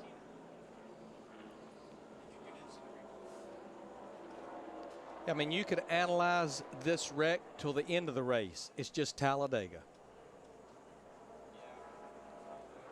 And there's the 17 right behind the 1. And he comes up as Jeff comes down to make a little room. There's not enough room for both of them. One driver who I think took the hardest hit of all, Clint Boyer, is released from the care center and with Dick Berggren. Yeah, and he has finished 81 in a row in this series. Can you get back out on the racetrack? Oh, man, I don't know. Thing was pretty tore up when I got out of it, but just unfortunate. You know, the BB&T Chevrolet was strong. Guys worked hard to bring fast cars, and, you know, I don't know what happened. It's just racing way too hard, way too early. Is everybody okay in the care center? I think so. Okay, thank you. Look at that hard hit into the outside safer barrier for the 33. Among a lot of hard hits, 3 of Richard Childress's 4 cars were involved and likely done for the day. Yeah, the 5, the 71, the 44. I mean, they took hard driver's side licks. But I think there will be a tremendous amount of work going on in the garage area this early in the race. When you look at it, that's about half of our teams and drivers in the top 12, and a lot of guys fighting like Mark Martin to get in the top 12. Well, if you can get your car fixed and get back out there and make any kind of keep minimum speed up, look at all the cars you could put be ahead of. One more lap would make a big difference. One more lap, yeah. Right now, we have 9 cars that completed only those first few laps as repairs are made to the safer barrier. Now, ride with Jimmy Johnson and see how he gets through here. Yeah, because this is all right up in front of him. As you see it starting to unfold. Cars going everywhere. In front of you. He's on the apron. Oh, man. Oh, man. That was so close. And I know, talking to Chad Canals, that was their big concern about that qualifying run, was starting back there. So close for Jimmy Johnson, yet so hard for his teammate Jeff Gordon. Dick? Well, Jeff Gordon has come out of the care center, and the winningest active driver here at Talladega, the point leader. Is there any chance at all you can get that car back out? Well, I know these guys are certainly going to work real hard at it. It's unfortunate. I think this is the same way this Pepsi Challenger ended up in '83, so it sure did look good. It was driving good, and we were having, you know, a good time there. I was actually working well with Matt, getting up to the front through the middle, and I'm not really sure what happened. I was just kind of cruising along there in the middle. Matt got up there, I think, behind maybe the 11, and he went low. And so I was just cruising on up the middle, and I don't know if somebody got to the inside. How about we show it to you? Sure. Yeah, Here we go. Kind of saw it there, but I'd like to see a different angle maybe. If I could talk to somebody in the truck. But, you know, it just... There's your different angle. Yeah. Yeah, Matt went down with the one car, and I guess what it was is whoever that was on the inside, I don't think... you know, when there just wasn't enough room. When he got underneath Matt, Matt came up, and I was already there. Sorry to meet you here. We thought we were going to meet you in Victory Lane possibly next time.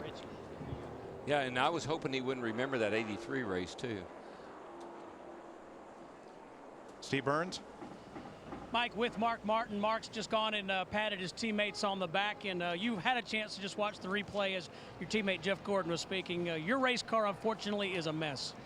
Yeah, it is, and I hate that for our Kellogg's CarQuest team. It was really a sweet race car, but they seem to be experts at building them. So I'm sure they'll come back with another great one. And you know, we had a great weekend last weekend. I'm gonna stop short of complaining and be thankful for the good stuff, and look forward to climbing back in that thing next weekend.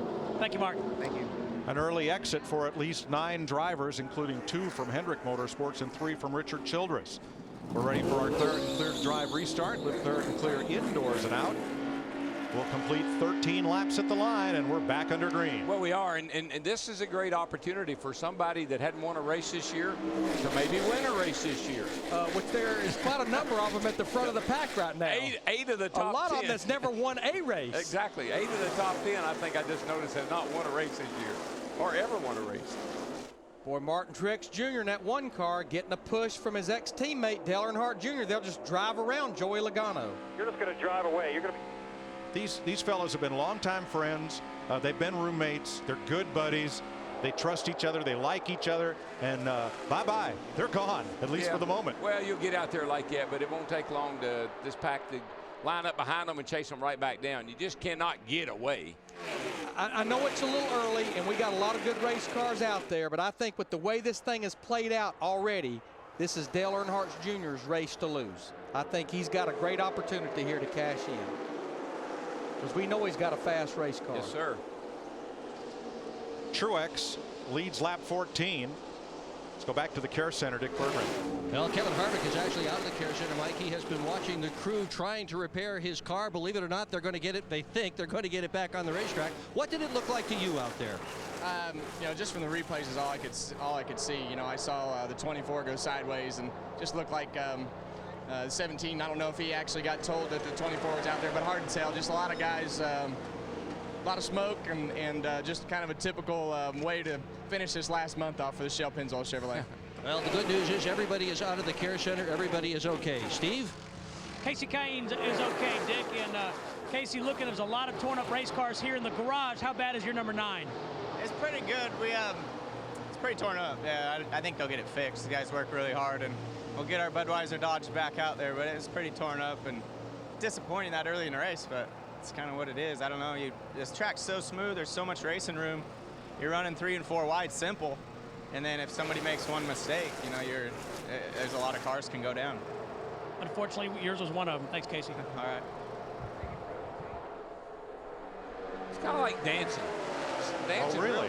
Yeah, dancing's real simple until somebody steps on your foot. It's kind of what it reminds me of.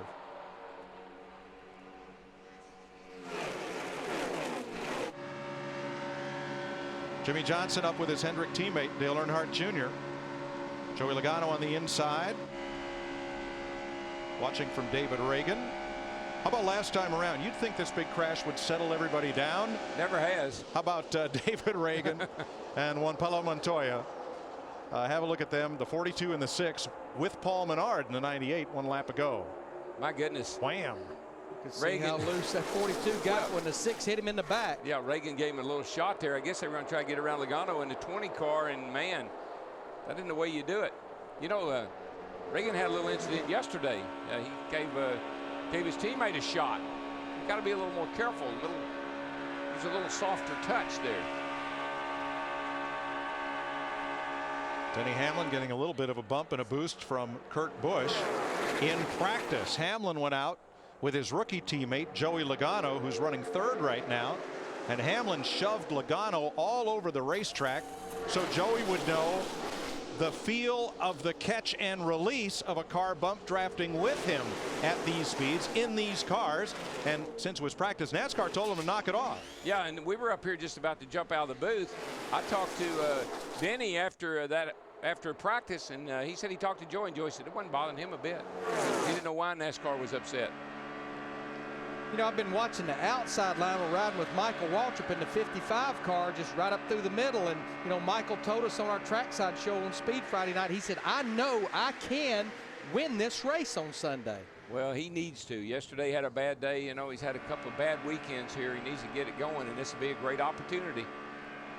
18 of 188 laps complete. Martin Truex Jr., Dale Earnhardt Jr., and Montoya with that push from Hamlin goes back into the lead. Let's go back to the garage and Steve. Mike, Jamie McMurray also caught up in the big one, and Jamie, trouble early. There's a lot of damage to that 26. So glad you're okay, but how's that race car?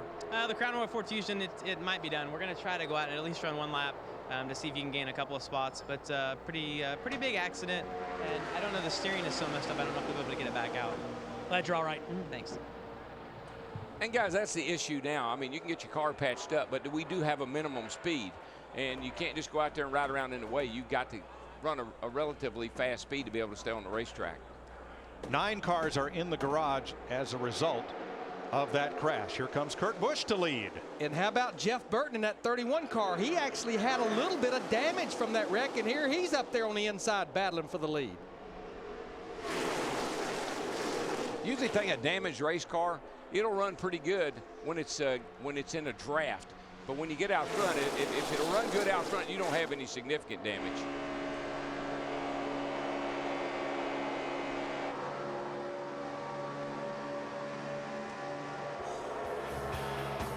"20 laps complete this time by. This is the battle for the lead. Jeff Burton, Kurt Busch, each trying to gain some advantage and stay out front. Jeff Burton leading Denny Hamlin, but they're 3 abreast, so how can you tell? Kurt Busch in there as well. Here's a question from Ask.com, official search engine of NASCAR. Get the answer now at Ask.com and enter the Ask.com NASCAR Challenge for a chance to win daily prizes and a trip to the track here at Talladega. See, when you're a driver, you know what you're thinking right now. Well, we can have some fun now. All those guys that were going to wreck have already wrecked, so we don't have to worry about that anymore. Well, Darrell, I think there's a couple of guys that may still be anticipating that we're not done yet. I've been watching them for the last few laps. They're kind of back there just lingering behind this big group. And it's Tony Stewart in that 14 car and his teammate Ryan Newman in the 39. I think they're exactly where they want to be right now, just kind of hanging out in the back. Yeah, I kind of applaud that strategy, but man, sometimes when you're back there, you know, you can see the wreck, and that's the problem. It'd be better if you could see it in your rearview mirror. Hey, several years ago at Daytona, Tony Stewart was up near the front of the pack, got caught up in a wreck. His teammate Bobby Labonte was hanging out way out behind it. They ended up one on top of the other. Exactly. So there's no safe strategy here. Well, you can't stop these cars. You know, they're going 190 miles an hour. You don't run the big aggressive brake package here. You run a pretty small brake package. You're not going to stop the car. Now, of the 9 cars involved in the crash, 4 are reported out of the race by NASCAR. The rest are reported off track and under repair. We'll update that for you in a bit, as some of those drivers want to go out and at least make a few laps and move up in the running order. Now, Kyle Busch, we saw a little bit of damage to the back of his car. Where else and what else, Matt? Mike, he had significant cosmetic damage, especially in the right rear quarter panel area. It was completely ripped open. A couple layers of bear bond. They've repaired that. They repaired the right front bumper area. They really couldn't do much with the bumper in the back. You can see how that's still pushed open, but Busch really hasn't made any comments about the handling of the car. Twice in practice, Mike, he went from the back to the front. He's trying to do it for a third time here in the race. And they're not going to worry about that rear bumper being tucked up under there like that. That's actually an advantage. You get that rear bumper up out. Matter of fact, there was a time when a guy's rear bumper fell off intentionally. Bobby Allison, Daytona 500. Bumpergate. Bumpergate was the resultant investigation. I tell you what, here is a guy that I am so happy for today, Joe Nemechek. He's been one of the go-or-go-homers all year long. He's made all but 2 races. He's got a little bit of sponsorship from the Maui Shower Company that makes portable showers, and here he is running up in the top 5. This could be an opportunity for him to really cash in today. Well, he said yesterday on our speed qualifying show, he said, I'd just love to get a sponsor so we can run all day and put on a good show for somebody. That prayer got answered. And you know what? Good things happen to good people. He left here Friday after practice and flew all the way back to North Carolina for his daughter for a father-daughter dance, and then came back for qualifying. Got something going on with the 31, Mike. I think Krista knows what it is. Yeah, DW, Jeff Burton just came on the radio and said, guys, I have no volts, everything's shut down, I've got nothing. Scott Miller just said, get the battery ready. Loss of electric power. Now, he and Denny Hamlin were just pounding the crap out of each other. Are backing it down. Could they have knocked something loose that's preventing the electrical system from functioning properly? They were hitting each other hard enough, you know, to knock the battery cable loose or any number of things. So they were banging on each other. You know, the one thing, and I'm sure Krista will dig into this a little deeper, a lot of teams, a lot of cars have a backup battery that you can just go to, but it sounds like they possibly did not have one in this car. Caution's out. Debris on the racetrack. Larry, he didn't stop in his pit. I think I heard him say, I'm back. I think he said, I got it back. Well, you know what? That would have been a good move regardless, though, with the caution coming out. Now it's back down to 8. Back down to 8 volts on the meter. That's not good. But this caution, I'm going to tell you, it's a great benefit for that 31 car. It is if it doesn't stop over on the back straightaway.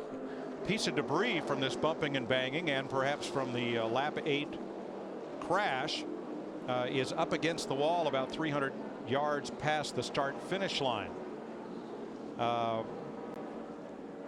If we can get the cause, we'll be glad to show it to you, but it puts us under the second caution flag of the day. There it is up against the wall, center of your screen. Right in there. Yep.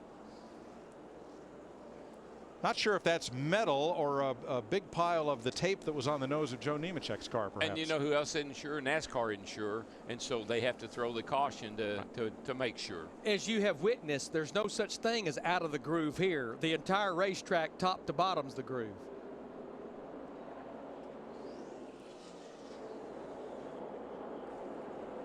I think this comes at a very timely time, as far as I think you'll see most everybody come to pit road, probably get 4 fresh tires, fill it up with Sunoco race fuel, and good to go for a while.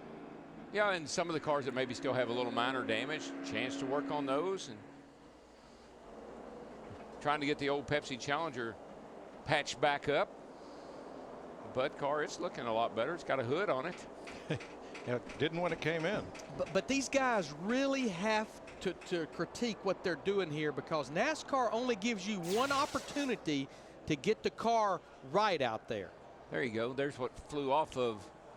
That is a big chunk of tape, and I believe that is off Joe Nemechek's I think car. It's actually Regan Smith, the 78 Oh, excuse car. me, Yeah, Regan Smith. Yep. Yep. We saw a lot of damage on his car. Now what's going on here, the battery is located in front of the left rear tire, and so they're changing that battery out. It has a quick disconnect. You can about do it here normally and not lose a lap.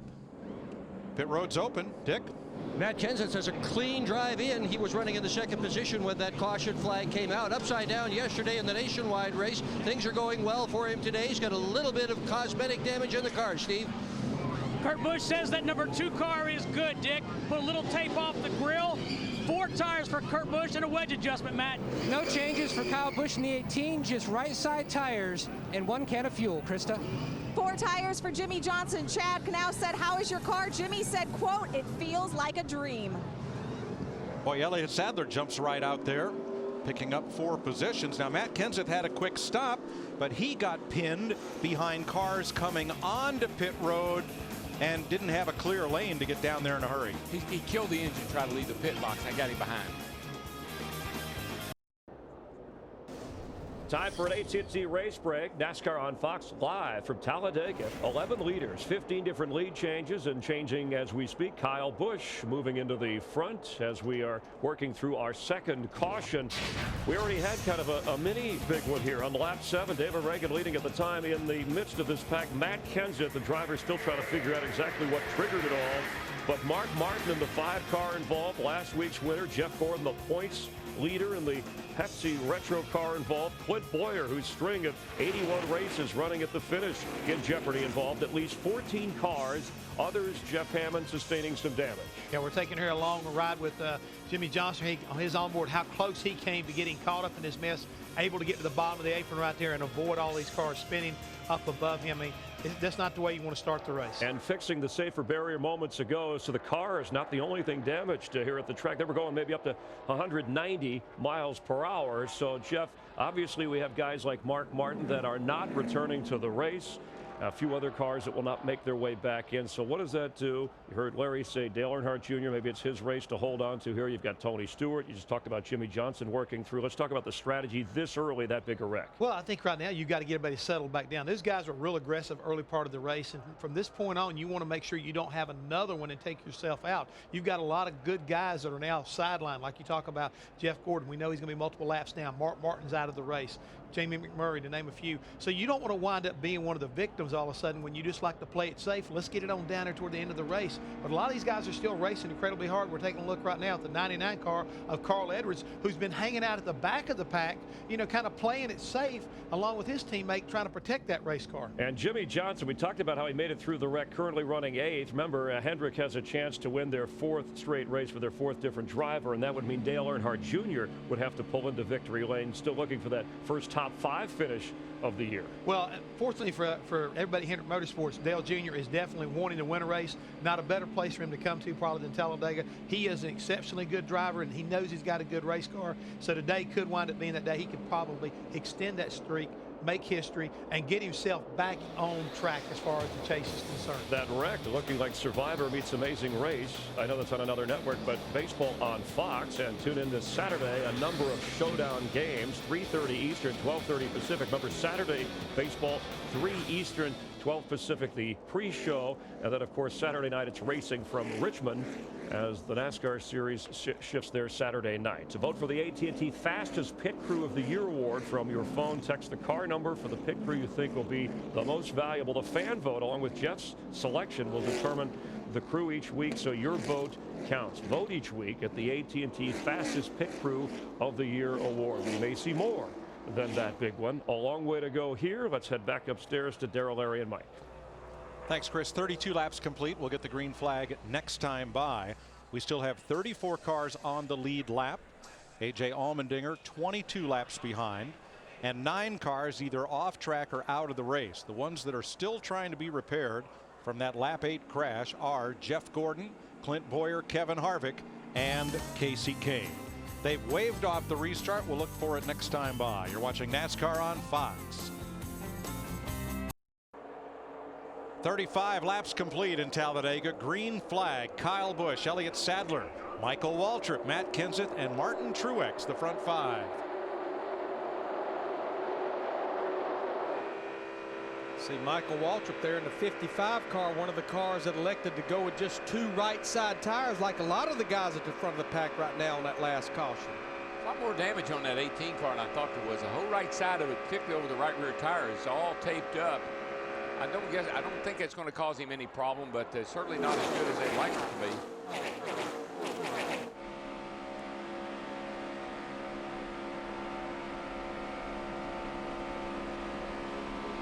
Busch holds the lead. Waltrip second. Mostly 3 wide off into turn 1. Just looks like that bottom line is moving right now with Kyle Busch taking them along.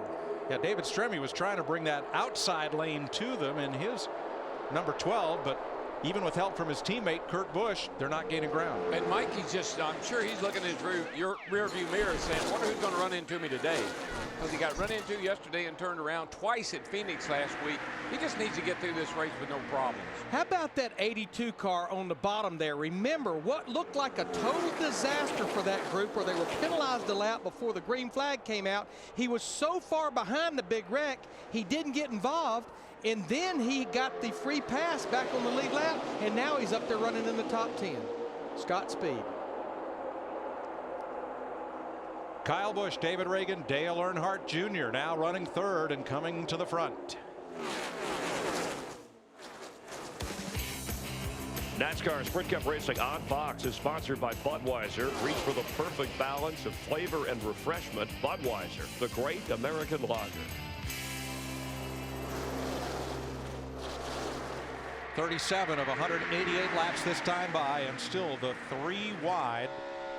Racing at 190 miles an hour continues as it has since the green flag. 2 cautions, the big one at lap 8 and a quick debris caution at lap 30.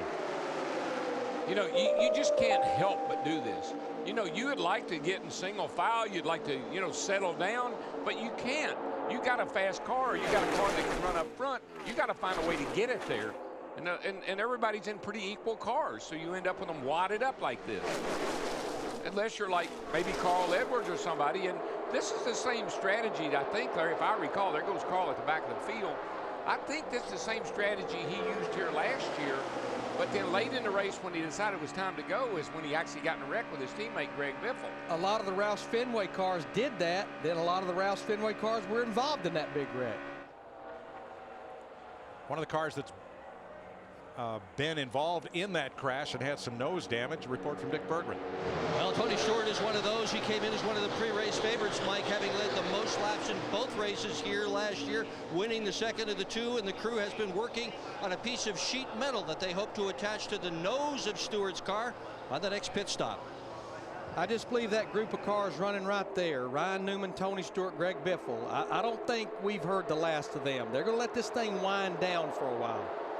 Oh, but I tell you, I like those 2 young guys on the inside. I like Kyle and I like David Reagan. And you got and right behind him you got Sam Hornish. But I think these young guys, this kind of racing is just what they love.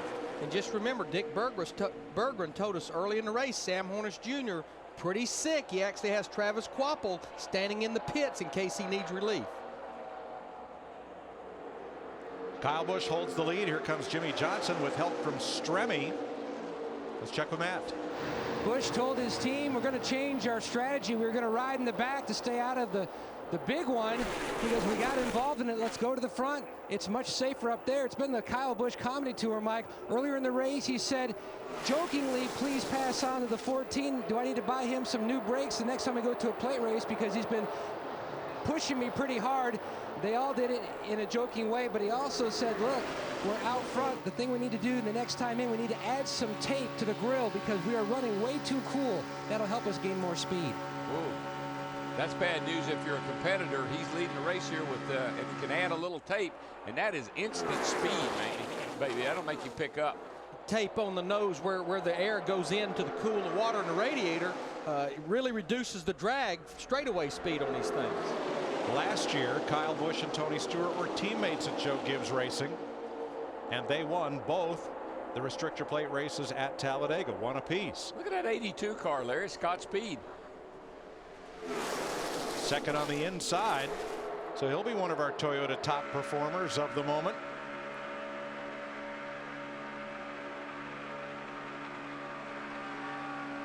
I mean, it was obvious Scott Speed had a fast race car. He qualified 8th, but going back to the beginning of the race, they came to pit road. They worked on the car, which you cannot do before the green flag of an impound race. And boy, Jimmy Johnson, that 48 car, he had his hands full, didn't he, off turn 4?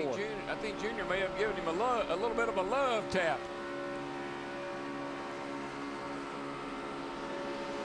But Darrell, these last 10 laps, that inside lane has been impossible to beat. You can't dislodge Kyle Busch from the lead as long as he hugs that double yellow line. I think that tells you he's got a pretty fast car.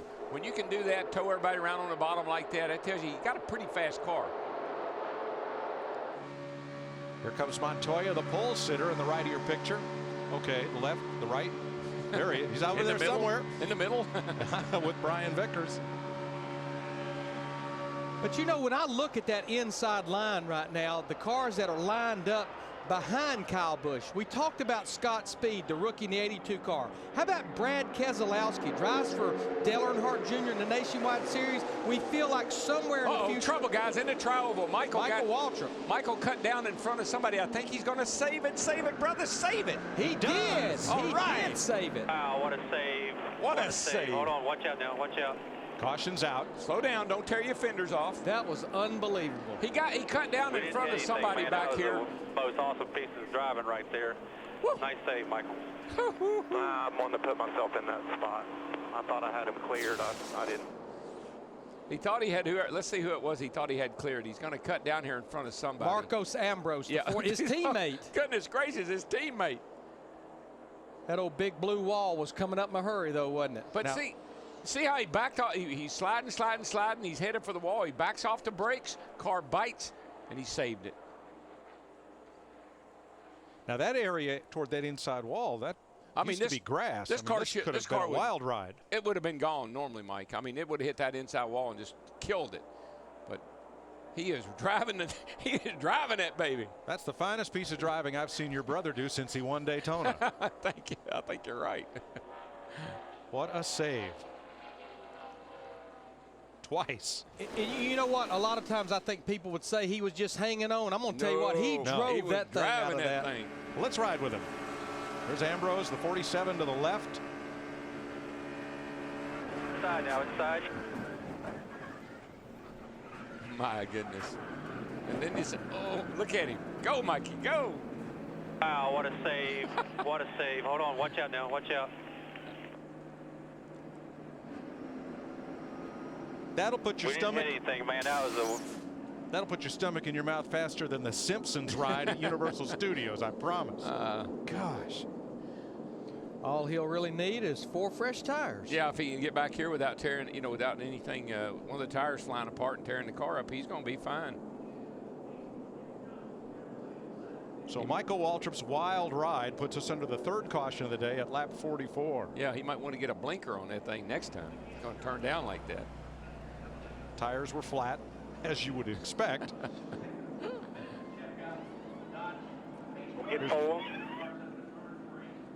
Booty Barker, the crew chief. Here's another question from Ask.com. Easy one. You can get the answer now at Ask.com and enter the Ask.com NASCAR Challenge at the official search engine of NASCAR.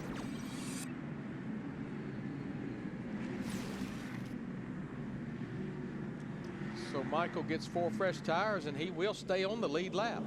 Unbelievable. You know, that's one thing I'll say about this car. Yesterday, you think about that car yesterday. It's one of, like the old Cup cars were in the past. That car there today, that thing didn't try to turn over. It stayed planted on the ground. Quite a ride for Michael Waltrip. Pit road is open. Dick Bergman. Well, we expected Scott Speed was going to come in for a pit stop, Mike, and I was down there. The car is okay, but his foot has gotten incredibly hot. Charlie Brock, the car chief, was ready to go into it. Pit stops. Kyle Busch service is already going to complete a slight chassis adjustment. Just 1 can of fuel. The same for Dale Earnhardt Jr., Krista. Jimmy Johnson takes fuel only. They had tires up on the wall. They did not take them. He said he responds well to the push. Jimmy Johnson, fuel only.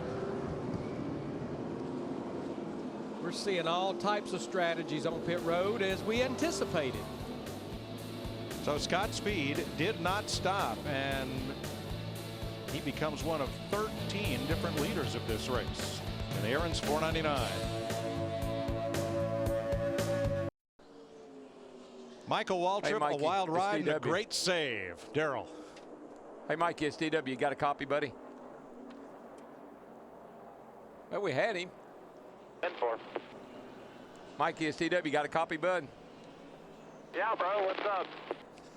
Do you have any idea how close you came to those 2 walls? Yeah, but but when it wound up going in the right direction, it felt pretty cool, actually. I know you didn't close your eyes because we could tell you were driving that thing even when she's in a four-wheel slide. Great job, man. Thank you. They stacked up in front of me there. The two looked like you really about got out of whack, and I just thought I had room to the inside, and my teammate was in there. Nothing he could do. I drove across his hood. So we'll just line up here in the back and go back up there and get some more. All right, we'll keep a camera isolated on you from now on. Green, green, green. Going green with our clear it and clear to drive restart. Get clear it and clear. Get back to feeling like yourself again. Kyle Busch getting back to feeling like leading again.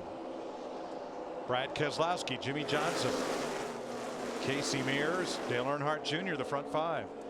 And we have 33 cars on the lead lap. Jeff Burton, who had led this race, you saw him earlier on pit road. After he led, changing the battery, they've been back to pit road the last two cautions. With the hood up, he's now 2 laps down in the 31. Krista? Yeah, Jeff Burton was just hanging on for dear life. You saw him make that battery change back on lap 29. They lifted the hood again to change the alternator, and they found an alternator belt, interestingly, on the 07 car back in the garage mirrors. They thought it might belong to the 31, so they got another alternator ready. They changed it, and Jeff said it must have worked because his volts were up to 14. So Jeff said, I don't know if it was the right decision, but it's definitely working for now. Well, the good news for him is he would be the first car to get the free pass, even though he's 2 laps down, because we do not have a car 1 lap down right now. Well, I tell you what, we're going to have a couple of cars that might be in trouble here because they just passed below the yellow line and advanced their position. Brian Vickers and the 11 of Denny Hamlin. Yeah, they jumped around the 09 there of Brad Keselowski and not Brad Keselowski. Here you go, watch this. That is Brad. Brad Keselowski, yeah. They jumped by him because he was real slow in the middle there, but I guess we're back up front. I don't guess there's a foul there. Well, NASCAR is reviewing. Well, Dale Jr. going to the lead. The roar you hear is that 88 car. He is taking her to the front, being pushed by Martin Truex Jr. in the 1. And they are on their feet in Talladega. And Truex's teammate, pole sitter Juan Montoya, right with them. Then rookie Joey Logano and series champ Jimmy Johnson. Well, that 1 and the 42, they are bad fast. Now I tell you, they can boogie. And they've been fast ever since these cars unloaded on Friday. And no surprise, Dale Earnhardt Incorporated, even though it's now merged with Chip Ganassi, DEI has a great history of bringing rocket sled restrictor plate cars to Talladega. Well, and Darrell and I were talking yesterday during qualifying. Remember, you have the Earnhardt-Childress engines that supply the engine for DEI with Ganassi and Childress, and their stuff, all the cars seem like they were just really running here. Yeah, this is the best I've seen Childress's cars and also the DEI cars, the former DEI cars run, the Ganassi cars. 48 laps complete this time by Dale Earnhardt Jr. in the lead. Jeff Hammond can tell us more at the Ford Cutaway car about what they did to help Jeff Burton. Well, Mike, what was going on was we saw them come down pit road and they changed the battery. Well, the battery is basically a storage compartment as far as the alternator and energy is concerned on a racetrack, on a race car. What they were having problems with, it was this unit right here, the alternator itself. And they were talking about the belt. Here's the belt is the way it's located, the way it runs around the water pump and is run off the engine itself. But if the alternator is not putting out any kind of voltage, then the battery can't store it. I mean, the battery only helps you for a little while if the alternator quits, and that's what they had to work on to keep that race car running. The battery was not going to be able to sustain it. They run a small battery, doesn't have a lot of reserve power, so they had to work on that to keep the 31 up to power. Thanks, Jeff. Matt Kenseth leads a lap, and Darrell, this looks like the last lap at Talladega, not just the 50th lap. Well, look at these guys back in here. I mean, we're talking 4 wide back in this pack back here. That's just almost an ingredient for big-time disaster. Look at them. They're 4 wide, dicing, slicing. Something was, the 2 was up front leading the race. What happened to him, Burns? Darrell, they were on borrowed time. They got some accident from that first big wreck. You're right, it wasn't that long ago they were leading the race. The entire rear bumper panel is gone. It's back in the garage. There's bare bond on this number 2 car, and she's just riding around right now. The whole rear bumper is gone, as you can see right there. Well, as long as he can stay back there in the draft, his car doesn't really realize it's that beat up. It's just, it would be hard to be out front with the car like that. And that tubing, that's the functional part of that bumper. It's intact. So NASCAR is not requiring to come in and make a repair. Well, like I said earlier, and I'm not to repeat myself, but that rear bumper being off there doesn't hurt a thing. Now the front bumper being off, that's a different story. Kenseth in yellow trying to hold the lead against Earnhardt on the outside with Hamlin. I tell you what, when I look at Matt Kenseth leading this race, I think that just says so much for these race car drivers. You saw it earlier in the race. Remember, in yesterday's Nationwide Series race, he was barrel rolling and flipping down the back straightaway, and here he is leading the race here today. He's leading it right until now. Junior forges ahead on the outside. Well, they've been swapping the lead back and forth for about the last 2 laps. Dale Earnhardt Jr. keeps getting the push from Denny Hamlin in the 11 car. You know, you talk about Matt Kenseth. I mean, a race car driver's mentality is that was yesterday. Right. Tomorrow, I don't worry about tomorrow. I'm living a present right now. 52 laps complete. Dale Earnhardt Jr. is the leader. 20 lead changes so far in Talladega. You're watching NASCAR on Fox. Dale Earnhardt Jr.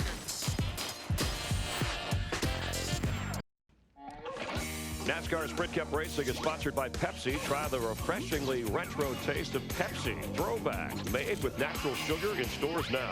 By Napa Auto Parts, Napa, get the good stuff. By Taco Bell, think outside the bun. And by AT&T, your world delivered. 56 laps complete. And the fastest speedway on earth, Jeff Gordon may be getting ready to come back into the race. That'd be a good time to start playing Race Day Payday, presented by Pepsi. Each race you could win the same cash prize as the winning driver. Go to PepsiRacing.com for all rules and details and make your picks for next week's race. Meanwhile, the complexion of this race has really changed. Once Dale Jr. got out front, he became the Pied Piper.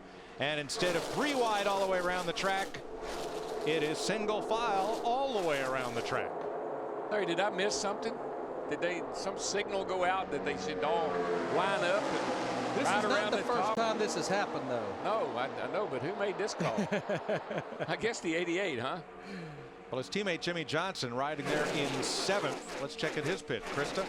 Well, Mike, in my section here on pit road, I was actually in Jimmy Johnson's pit. I saw all the crew guys throw on the helmets. Quickly, I switched over to Jimmy Johnson's radio channel and heard Chad Knaus say, Jimmy, if you want to bring it in, bring it in. Jimmy thinks something is loose, possibly a wheel. He's saying right now something in the corners is loose, slowly getting worse. And we're on the straightaway yet, so that kind of reminds me of a wheel, but I just don't know. Kind of stabilized, but it's doing it both ends. And we're about 30 laps away from what would be a green flag pit stop. And I know Chad Knaus, one of the big things on his radar this past week is they've had some problems on pit road with pit stops. And I know he's been definitely shaking and baking and moving things around with his pit crew. Boy, this is no place, not in any place, but definitely don't want to mess around with a loose wheel here. You'll be in the wall. 14 different leaders so far. Don't worry if your favorite driver hasn't led, because when Kyle Busch won here last spring, he didn't lead until very late in the race. We're single file. Let's crank it up Dega style.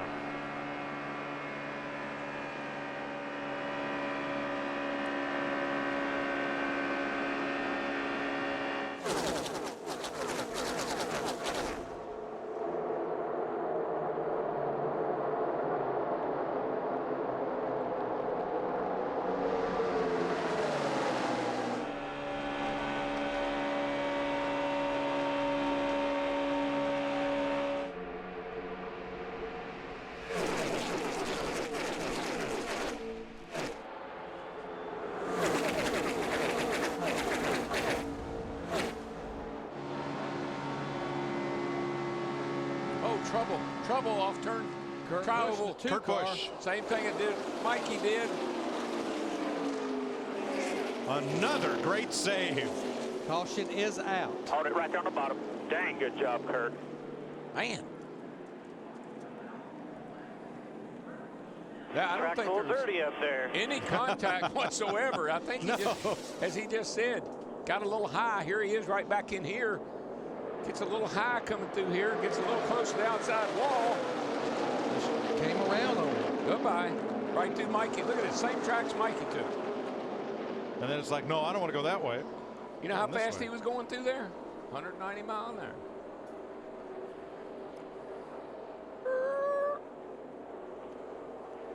Drive, drive, drive.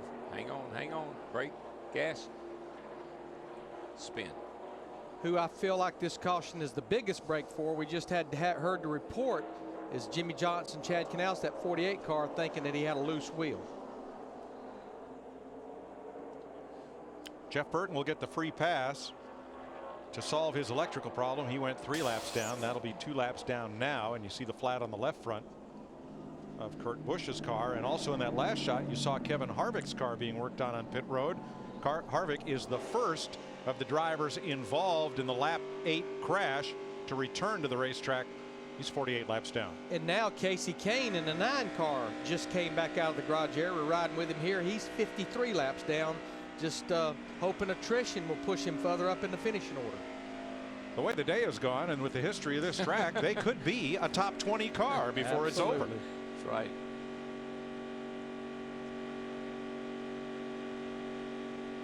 Three of our rookie contenders are in the race: Max Pappas, Scott Speed, and Joey Logano in the Home Depot number 20 in today's rookie file. Joey went to visit the local Home Depot over in Pell City on Thursday. It's awesome to get to interact with the fans, come out here to Home Depot. It's funny, I get to do this quite a bit. You know, probably my 5th or 6th tour appearance we got to make, and I get to come out here. Me and Jonas built the car today, and I'm sure we got a few more things we're going to do. I think we're going to work the cash register and do a few different things. So I know I had me mixing paint one time, so I might have to do that again. Yeah, mixing paint at the Home Depot is a little different than mixing paint out here on the Speedway at Talladega. Right now, Logano is 11th. Scott Speed 31st, Max Pappas 32nd. They are all on the lead lap. Yeah, he mixes it at the Home Depot. They trade paint out here. That's it. But he had a great run yesterday in a Nationwide Series race. Had a good top 5 finish. Pit road's open, and we're going to have a lot of takers. Bergie. Well, veteran crew chief Jimmy Fennick has told his driver and his crew that even though others will take 2 tires, he is going to take 4 tires to this car. Reagan having a very good day today.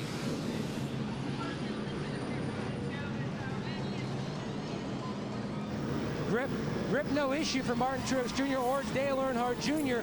Right side tires only for both teams. NASCAR has allowed for the extra man, so they're also getting a tear off. The call for Denny Hamlin is 4 tires. Meanwhile, right in front, Jimmy Johnson. Jack Canal said if you see anything loose, looking for that loose wheel, carriers, give me a sign. Right now, they're putting 4 tires on the 48. He took fuel only on his last stop. Yeah, there was no question. They had no choice if they wanted to make sure to get that vibration. If it was a loose wheel, let's go with 4. 62 laps complete, just about 1/3 distance here in Talladega. Virginia for the 10th race of the NASCAR season. In the nighttime, that's the right time. This is going to be fun. I'll be ready, boys. It's a short track. Check your emotion. We got spin, crash, turn 3. Look out, Digger. Oh, he turned it. No! We'll see you next Saturday. Hope you're with us next Saturday night. Cliff Boyer, who won in Richmond last year, involved in the wreck, currently out of the race here at Talladega. Jeff Hammond, Elliott Sadler involved through that melee of at least 14 cars. He has led 12 straight Talladega races, and he's up near the front. Yeah, as a matter of fact, he comes off pit road. He's 2nd right now. It was very impressive. I guess you might say adjustment by Elliott Sadler, because he was backwards on lap 7 in that crash. Moments ago, Jimmy Johnson in the pits, so more on that. Not necessarily a loose wheel, but right now we're getting ready to go green. Let's rejoin Darrell, Larry, and Mike. Thanks, Chris. Krista reported no elongated lug nut holes in the wheels and no blisters on the tires for Jimmy Johnson, so if he's having a problem, it must be elsewhere. We're back under green. Earlier, Brian Vickers had 2 wheels below the yellow line as he went past Brad Keselowski. NASCAR reviewed it. They've issued a warning to Vickers, but no penalty.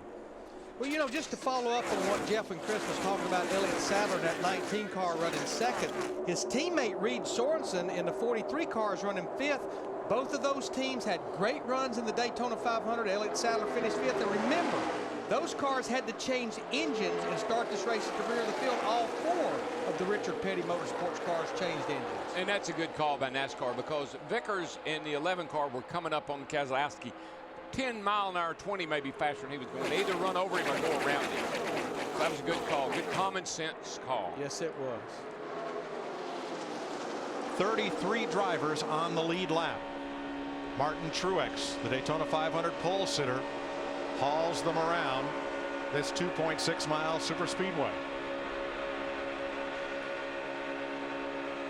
You see right there how you basically run wide open around this racetrack. The miles per hour and the RPM never changes.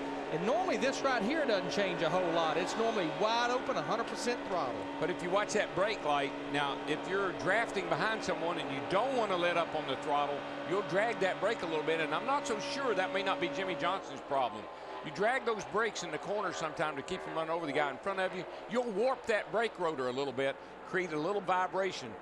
Kind of worrisome. And the reason you don't roll out the throttle is because with this carburetor restrictor plate we run here, you'll lose momentum, so you just slow it down with the brake. Yeah, you just lay your left. You got your right foot planted through the firewall. You just use that left foot to tap that brake a little bit to break the momentum down, but not let the engine slow down. There's a lot of room here at Talladega. The infield is huge. The grandstands are. The racetrack is wide, and the pit road boxes are plenty large enough. Until something like this happens. Here's Jimmy Johnson coming in. He's got to get around Denny Hamlin's crew, and then Brad Keselowski parks in such a way that Johnson's not going to be able to exit. And there's actually a car in front of Brad Keselowski, the 09 car that had him all but blocked in. You can see Denny Hamlin just barely got out. Now just about the time the 09 finishes their stop, they start to back the 48 car up, and you see the 09 had to stop. Let Jimmy Johnson go out. Keselowski was blocked in by Labonte. That's called 28 cars on pit road at one time. But the good thing about here is it's not as costly as it is at some tracks where you can't pass. The other thing is Chad's usually pretty good about finding a spot on pit road. Uh-oh, what's on with the 18? Kyle Busch in trouble on the back straightaway. I was going to say about Chad in his pit boxes, he usually looks around who's on either side of him. He usually tries to find somebody he thinks might go a lap down and open that box up in front of him. But what hurt him is you pick him by how you qualify. He qualifies 36. He had to take what was left himself. Look at Kyle Busch getting 8,100 RPM and finding a place in line. I think he just fell back. They're still going by him, though. Drifted up in front of his brother and up to the outside line. I'm not sure why he would fall back, but maybe he wants to get to the rear and ride a while. Now the RPM's coming back up. Oh, yeah. But he had slowed considerably. So you see something like that happen, it can only be one of two things. Maybe he had an ignition problem, had to switch boxes, lost fire just for momentarily, or maybe he just decided he wanted to fall back and see how his car would come through traffic. I mean, look at that right there. How about 201 miles per hour headed at the end of the back straightaway? Matt, did he have a problem? Well, Steve Addington says nothing was reported to him. It looks to him that the 18 of Kyle Busch, who talked about it earlier, just dropping back to the back to ride a little bit. Well, that's absolutely what he did.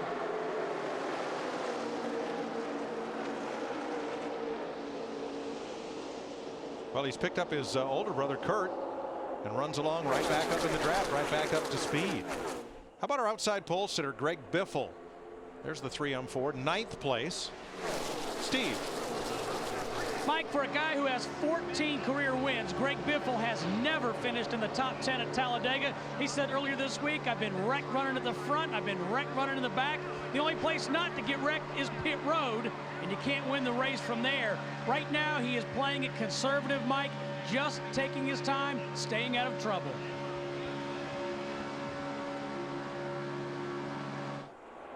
And that's what he was trying to do in the fall race, late in the race, until his teammate Carl Edwards got into the back of him over in the middle of turn 3 and 4.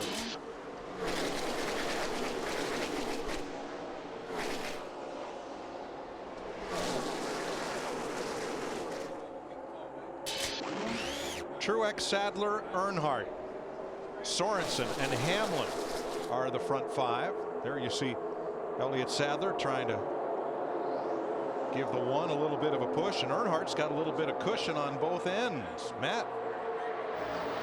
And Mike, doing something that DW's talked a lot about when he was driving, that's wanting to know about his surroundings. Junior told Tony Jr. under the last stop that he liked the outside lane, but he was wondering why more people aren't using the bottom, and when they do, is that maybe the better place? He felt like for him, the high line was the fast line, so he wanted to stay up there no matter what. There's Reed Sorensen, the Air Force car right behind. And here comes Hamlin in the 11, Kenseth in the 17 on the bottom. You know, the easiest thing in the world to do here, particularly, you know, if nobody really wants to run the bottom, is right around the top of this joint. Right up next to the wall. It's pretty easy. No pressure. Put a lot of laps down doing that. And as Richard Petty used to say, if you're up there, if you do hit the wall, it doesn't hurt nearly as much. Martin Truex Jr. from Mayetta, New Jersey, the pole sitter for the Daytona 500, out in front here at Talladega.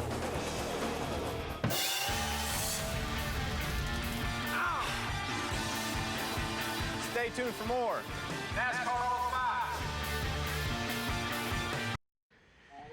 NASCAR Sprint Cup Racing is sponsored by Kentucky Grilled Chicken. Get a 2-piece meal for just $3.99 at Unthink KFC. By Home Depot. More saving, more doing. That's the power of the Home Depot. By FedEx Racing. We understand. Every day is race day. And by X-Men Origins Wolverine. The summer begins this Friday, only in theaters.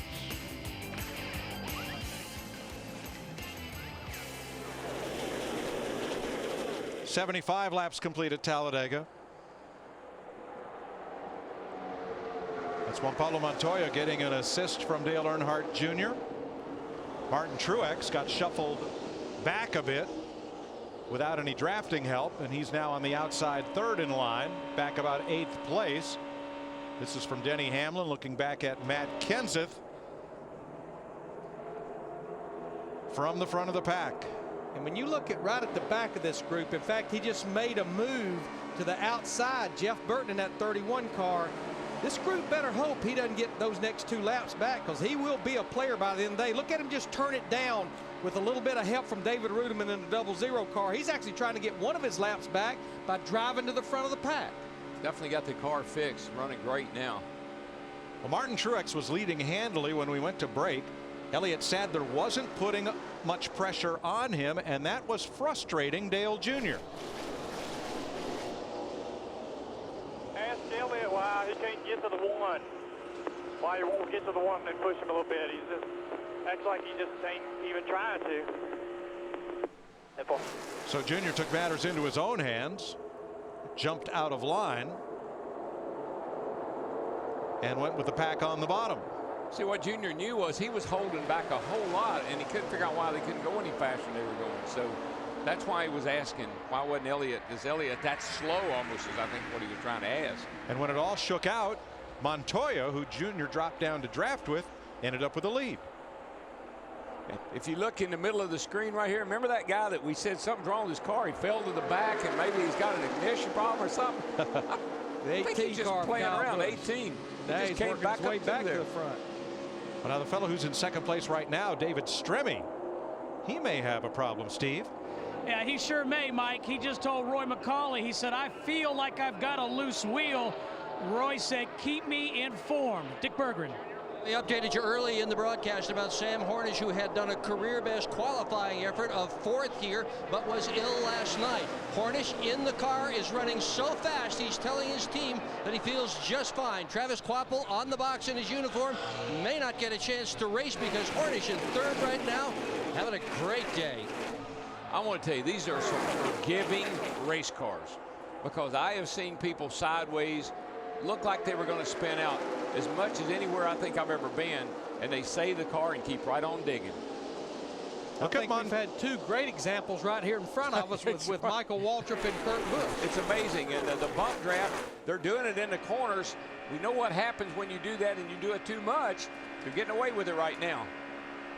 Montoya coming back on the outside was the leader. Junior took it away, but Montoya's flying back to the front, Krista, with a lot of help from Jimmy Johnson.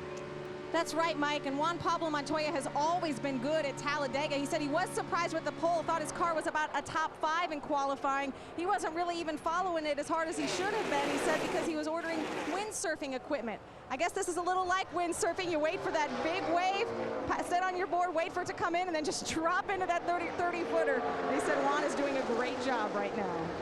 Uh-oh. Suddenly, Juan has no friends. What happened? But what was amazing, talking about windsurfing, that push that Jimmy Johnson gave him down into turn 3 the last time was over 203 miles per hour. But Jimmy left him. He just went around him and left him, and now Juan is running 15th. Yeah, dropped him like a hot potato. Yeah. It's like, I'll work with you. As long as you can help me, I'll help you. And I tell you, there's a lot of guys right now, I guarantee you, and Kyle just made me realize that, Busch, in the middle right there in the 18 car, they're playing around a little bit. How far back do I get, and then how quickly can I get back to the front? Dale Earnhardt used to be the master of that. He'd fall all the way to the back of the pack, then see how long it took him to get back to the front. They're gathering data for later on in the race. A couple of those fellas, though, are in danger of losing the lead draft, and they include Biffle and Carl Edwards. Junior was in danger of losing the whole race car just then. He was wobbling down into turn 1. I thought he was going to go around, but he saved it. They're getting just a little bit braver all the time. They've always been bold. Now they're getting brave. Oh, Keselowski took Junior right down below the line. You know what? I think you're right, Darrell. Now, Junior blended back up right about where he was running. But the James Finch car for Keselowski, which is a car purchased from Hendrick Motorsports, power plant and all, now slips to the back of the pack. But that car's been kind of slow. That's what happened to the 83 and the 11 earlier. They ran up on him and didn't have anywhere to go. Here's another look at what happened when Dale Jr. and Brad Keselowski got together. One outside. I believe you'll see they kind of both go the same way at the same time. The 12. There's nothing in front of that 09. I think the 09 was trying to get out of the way. You're good. You're good.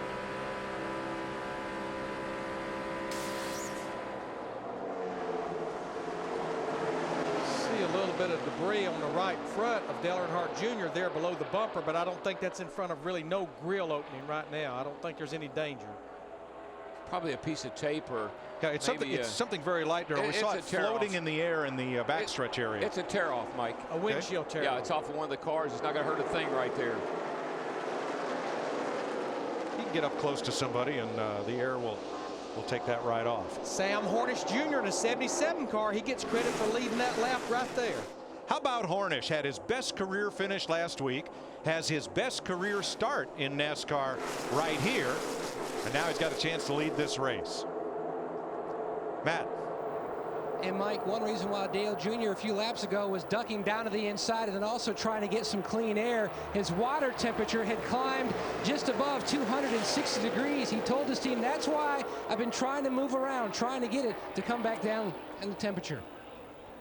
Well, here comes Hornish, and he's got the whole pack in his mirror. These cars can run that hot. 260 degrees is not a problem as long as it doesn't start shooting water out of it. With the sealed pressure, the system they have on this water, on the radiators now, that's not a problem. Hamlin's got to run on the outside. Yeah, Denny Hamlin was getting quite a push from that 31 car of Jeff Burton and David Rudem in that 00 car. Hornish did get credit for leading that lap there. 29 lead changes among 17 drivers so far. We're not even halfway. Looking back at David Stremian, the 12 car, one of the cars that had to start at the rear of the field, actually blew an engine qualifying. Boy, Jimmy Johnson just took the 77 car Hornish into the turn so fast. We got to caution, guys. Yep, debris in the back straightaway. They went into third turn so fast, Hornish just washed up the racetrack. Now, Stremme was trying to get to Hornish. The 12 and the 77 are teammates for Roger Penske, along with Kurt Busch. What a great run for Sudden Sam here at Talladega. This will be the 5th caution flag of the day.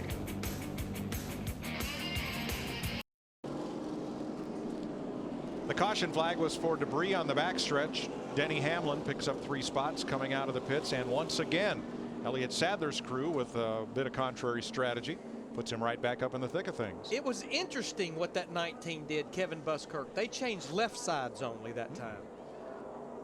Good bit of damage still to Kyle Busch. That's back from the crash at lap number 8, the first one of the day. And there's a look at Sadler, who comes out second. Let's go downstairs for an AT&T race break. Thanks, Mike. And top of the hour, 4 Eastern, 3 Central local time. We've already had 30 lead changes in this race. That's the most of any race this year. We have a long way to go. The big one already hit on lap 7. Matt Kenseth, who's worked himself back in, but he took out points leader Jeff Gordon. At least 14 cars involved. Jeff gets back in the race. Mark Martin involved there. But look at the onboard view of Jimmy Johnson somehow surviving through this. We've had some tremendous saves already in this race. Look at Michael Waltrip somehow hanging on. And Kurt Busch, some damage on his car to start with, but Kurt's with a spectacular save. And right now, we have only seen one driver, as Chad Knaus, having a little fun cooling off. Temperature in the 80s. Only 2 drivers have had consecutive lap leads. And that's Kyle Busch, who had 13 straight laps. So lead changes, guys moving from front to the back. How about this recent round of pit stops under our 5th caution? Well, right now you've seen some of the guys that have been running in the back of the pack. Some of them elected just to come get gas, and they're back at the head of the pack, like Joe Nemechek. I mean, Joe knows what he's doing. He's at the front of the pack right now. But guys like Elliott Sadler, all of a sudden you see the 18 car of Kyle Busch. They're working on his race car, trying to get it better.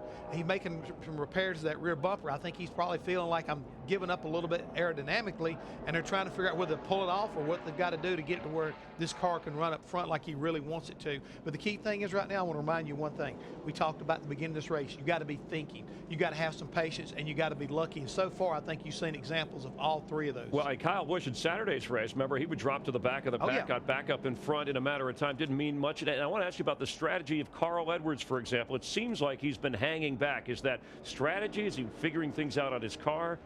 I really think he's trying to play a little bit on a patient game right now to see whether or not it'll pay off at the end, trying to conserve, keep that car as clean as possible. And then when it gets later in the race, Chris, we still got 101 laps to go in this race. I mean, you still have to figure out what you're going to do next. Carl hoping for that Claritin Clear restart, which we'll get to in a moment. But today, NASCAR fans celebrated KFC's new grilled chicken launch by attempting to break the world record for the largest chicken dance performance. That's Colonel Sanders, not Ben Althoff, who works here in the Hollywood Hotel. And don't forget to get a free piece of grilled chicken tomorrow and taste the unfried side of KFC. Look at Drano, one of our ace cameramen who likes to, you say food with Drano and he'll dance. The chicken dance. Did we set the world record? I believe we did. We needed you one more. 150,000. I was trying to do it here. I mean, I was something about, but people get confused. I'm talking about you. I'm too chicken to dance. You turned it into like a bad wedding reception. Today, NASCAR fans can vote at AT&T. Text the car number for the pit crew you think will be the fastest and most valuable to the race. 2258 is where you text the AT&T Fastest Pit Crew of the Year award, delivered by AT&T, the nation's fastest 3G network. Kyle Busch has led the most laps so far, followed by Dale Earnhardt Jr. Mike? Paul Menard has become the 19th different leader of this race. He did it by not pitting on this caution. He was last on pit road 24 laps ago. We're back under green. Menard's been having some pretty darn good runs here lately. I talked to Larry Carter. He says that this guy really is getting better and better, and he really enjoys working with him. Larry Carter's his crew chief. But the pattern, we've been having a caution about every 20 to 30 laps, and that's what Larry Carter's banking on, because you don't want to have to make a green flag stop here by yourself, or you'll get lapped in a hurry. We talked about Elliott Sadler being right up there with Denny Hamlin. How about Joey Logano, the rookie, after a strong run yesterday in the Nationwide Series race, and David Rudimann's up in the top 5 as well. Yeah, I'm not real surprised about Logano, because we watched him all in practice, had a good solid race car. He's been riding the bottom. It's one thing, he's been a bottom feeder ever since we've been here, practice, qualifying, and even in this race today. That car looks pretty good for this young rookie. And I think we need to remember that team with Tony Stewart won the race the last time we were here in the fall last year. Dick Berggren. Well, the advice Logano got from his crew chief, Greg Zipadelli, is do not attempt to lead this race. Why? He's a rookie, and they would just blow on by him. He has been told to stay in the second position or further back and push, follow, learn all day. I don't think Zippy said that he had to do that at the very end of the race. But you know what? We watched him at Daytona, and he struggled mightily. Hit the wall every time he went out on the racetrack. Daytona is intimidating. It's a hard racetrack to drive. This place here, it's really, really quite easy to drive. And really, because of that, you can focus more on what you're doing behind the wheel. I like what Logano's doing right now, Darrell. He's not on the bottom, but he's picked up his mentor, Hamlin. Wherever Denny goes, Joey follows, and the two of them are able to break out front just a bit. Well, remember practice, we were talking about the 20 and the 11. The 11 was wearing the back bumper of the 20 out. Maybe he says, I'm going to repay you a little bit here, brother.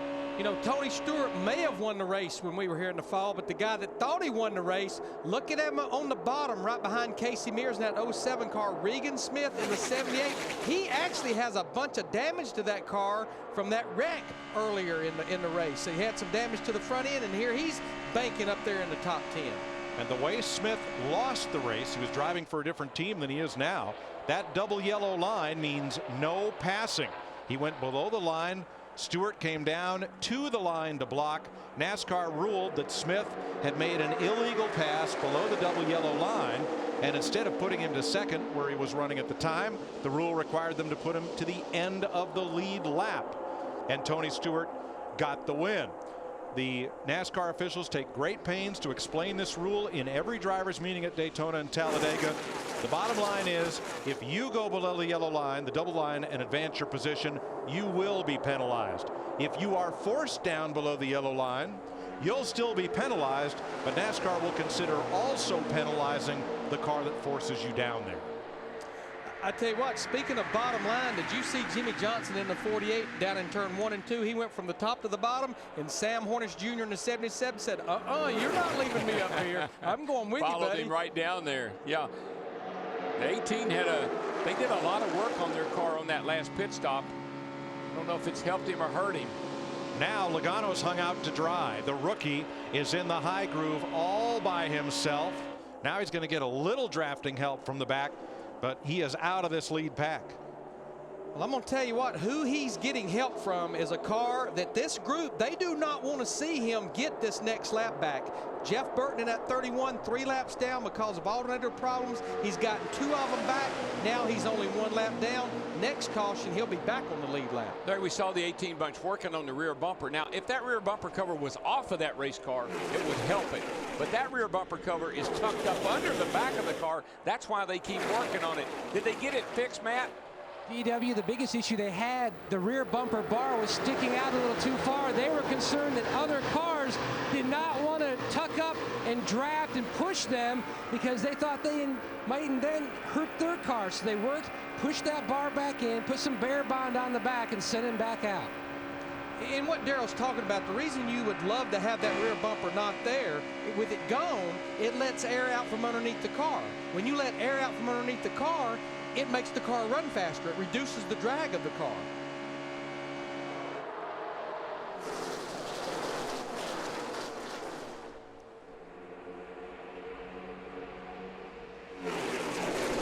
Halfway next time by. And you know, even though we had that big crash, took out a lot of good cars at the beginning, it hadn't affected this race one bit. These guys are racing just like that never happened. Matter of fact, they probably don't even remember who was in it at this point. They just worried about the cars that they're racing with right now. Well, we have 33 cars on the lead lap, and they're roughly about 2.5 seconds separating those 33 cars. Certainly kept the field bunched up because nobody's really lost the draft. You can ride around the back like we've seen Carl Edwards do all day and pull back up when you want to. Now Denny Hamlin leads the halfway lap in the FedEx number 11 Toyota. We've got a new challenge for all of you watching. It's called NASCAR Know It All, and you'll find it at foxsports.com. Keywords Know It All. Answer our questions regarding next week's race at Richmond, and the winner will be announced the following week in Darlington. So if you know it all, we'll make you famous. At foxsports.com, keywords Know It All. Denny Hamlin trying to win a 3rd race in a row with 3 different drivers here at Talladega for Coach Joe Gibbs.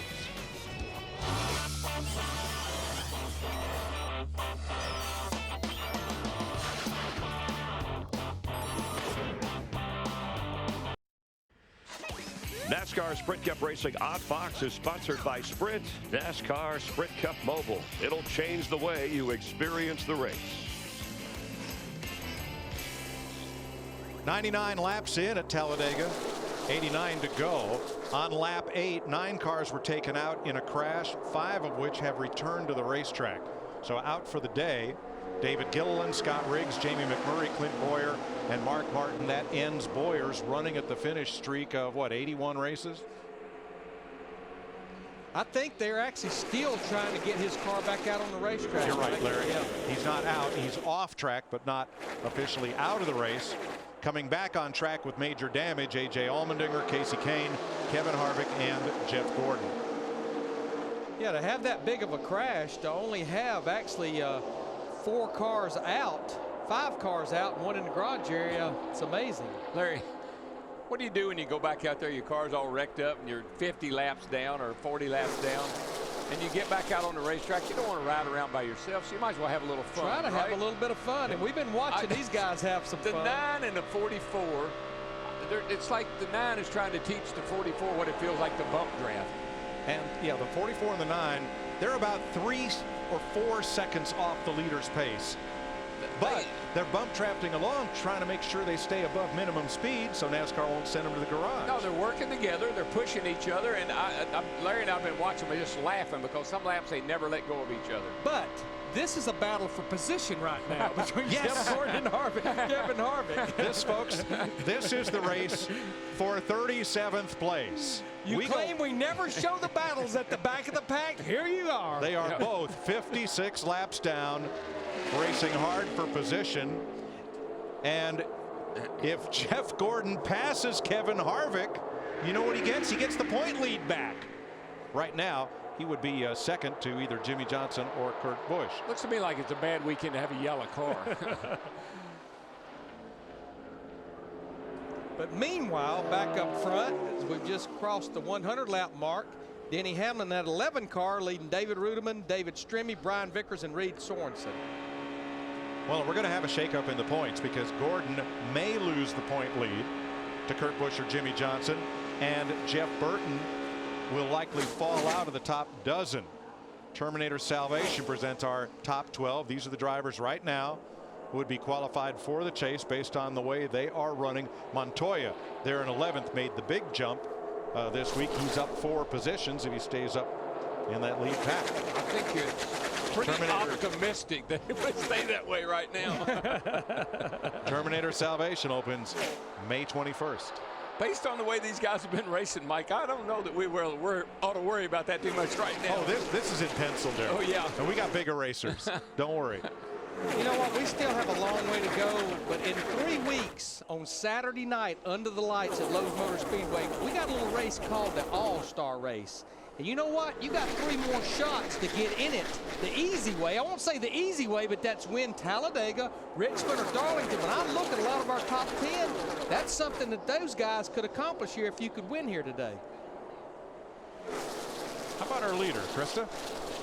Well, Mike, Larry was just mentioning the All-Star race. That is certainly a race for the fans. Mike Ford, the crew chief for Denny Hamlin, was mentioning how this is a race for the fans also. Denny Hamlin putting on a great show right now. He's very quiet on the radio. Curtis Markham, his spotter, just telling him which line to take. And right now, Steve Burns, the FedEx Freight Toyota, is leading the freight train here at Talladega. Hey, Krista, David Stremme doing a fine job. He's in the 3rd position. Remember, before the pit stop, he'd been complaining of a loose wheel. After the stop, Roy McCauley said everything looks fine with the wheels. Just a moment ago, David said, I feel that vibration again, and I feel like it's in the motor. I feel it with my feet. Well, that would tell me if I mean, that could be an exhaust problem. The exhaust system runs right through the right side of the car, and sometime if a header or the tailpipe or something gets a little hole in it, a little crack in it, it'll make your feet vibrate, rattle around a little bit. Probably a little gun shy because, as I mentioned, he lost an engine qualifying yesterday. Denny Hamlin, David Rudiman, David Stremme. Those are your leaders. 104 laps into the Aaron's 499 at Talladega. NASCAR Sprint Cup Racing Odd Fox is sponsored by the all-new 09 F-150. It's not just a new truck, it's a new F-150. May 1997, Mark Martin won the fastest 500-mile NASCAR race in history. That's his Valvoline Ford number 6 out in front. The race was postponed 2 weeks due to weather issues, but when the cars came back, they came back fast. In beating Dale Earnhardt in 2 hours 39 minutes, caution-free, average speed 188 miles an hour, 26 lead changes. Mark led the final 31 laps. You want to win a Ford Fusion? Log on to WeRaceYouWin.com to see how. Can you imagine going 500 miles in 2 hours and 39 minutes? Without an airplane? In a car? You know, Matt Kenseth has been starting up front on restarts, kind of drifting his way back into the middle of the pack. Dick Berggren, what's up with the 17? He's up to 10th place. He's coming back forward now. Well, he'd like to have somebody who wants to run the bottom with him, Mike. He is just not able to run the top where a lot of the people are, and he just hasn't found a friend that'll run fast enough to run toward the bottom. So his crew chief, Drew Blickensderfer, just said they're kind of hanging out.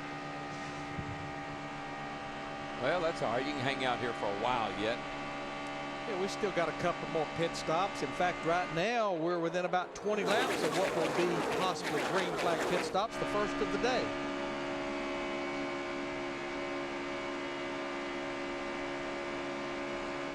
Dale Earnhardt Jr. in that 88 car looks like he's found a friend with Jeff Burton at 31. Jeff is still 1 lap down, but Burton's going to push Earnhardt Jr. Look at the push they're getting through turn 1 and 2. You can see it right there, 197 miles per hour through the corner. Whoa. Actually, Jeff Burton has a hood pin out. You remember they had to go underneath the hood to change that alternator. I saw that, Larry, but there's something about this race car and 2 cars when they get hooked up. Now, we just talked about Matt Kenseth hanging out at the back. Look at Matt Kenseth. He is 3rd. But look at these 2 cars here, how they just can open that gap up. What if this was the last lap of the race? You'd be pretty happy about that. I mean, look at that. It was about 6 or 7 miles per hour faster than that group behind them. I mean, look how much distance they put in just a lap. You know what, Larry? I don't think he has a hood pin out. I think they must have opened the hood. The guys that closed it back, the crew that closed it back, they had one in their hand, and they just slid it in there and left the other one, let it hang on the dangle on the cable. Yeah, you normally have 4 all the way across the front.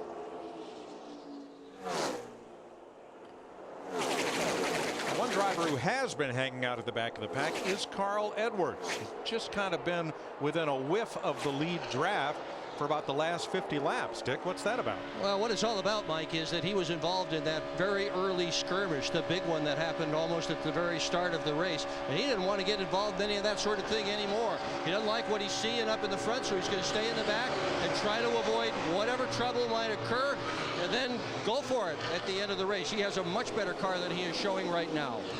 Well, it looks like that strategy maybe bit Larry Carter and Paul Menard. Remember, they stayed out on the last stop. They've not been to pit road since lap 62. They're having to make a green flag stop. They're going to have to try to hold their breath for about 18 to 20 laps. Larry, I'm seeing something right now I haven't seen here in 20 years, I don't think. 2 cars hooked up have left the pack. And they have definitely done that. Dale Jr. and the 31 car have absolutely motored off and left that pack of cars that was racing together behind them. They're not we got somebody that just stopped up in the middle of the corner. Looks like Reed Sorensen in the 43 car. Sorensen was in the wall. And I mean, now comes he did to it right in front of the whole pack. Flat tire, flat tire. Got a right rear down. See that right rear tire? And it looks like he escaped the wall. There's no damage on the right side of that car. 4 tires and fuel, 4 tires and fuel. He sure got close. Got close to not getting run over. No caution for Reed Sorensen. We stay under green, and Dale Jr. leading Martin Truex, Brian Vickers. NASCAR Sprint Cup Racing is sponsored by New Shell Nitrogen Enriched Gasolines, by McDonald's, by Sprint, NASCAR Sprint Cup Mobile. It'll change the way you experience the race. And by Lowe's. For all your home improvement needs, Lowe's. Let's build something together.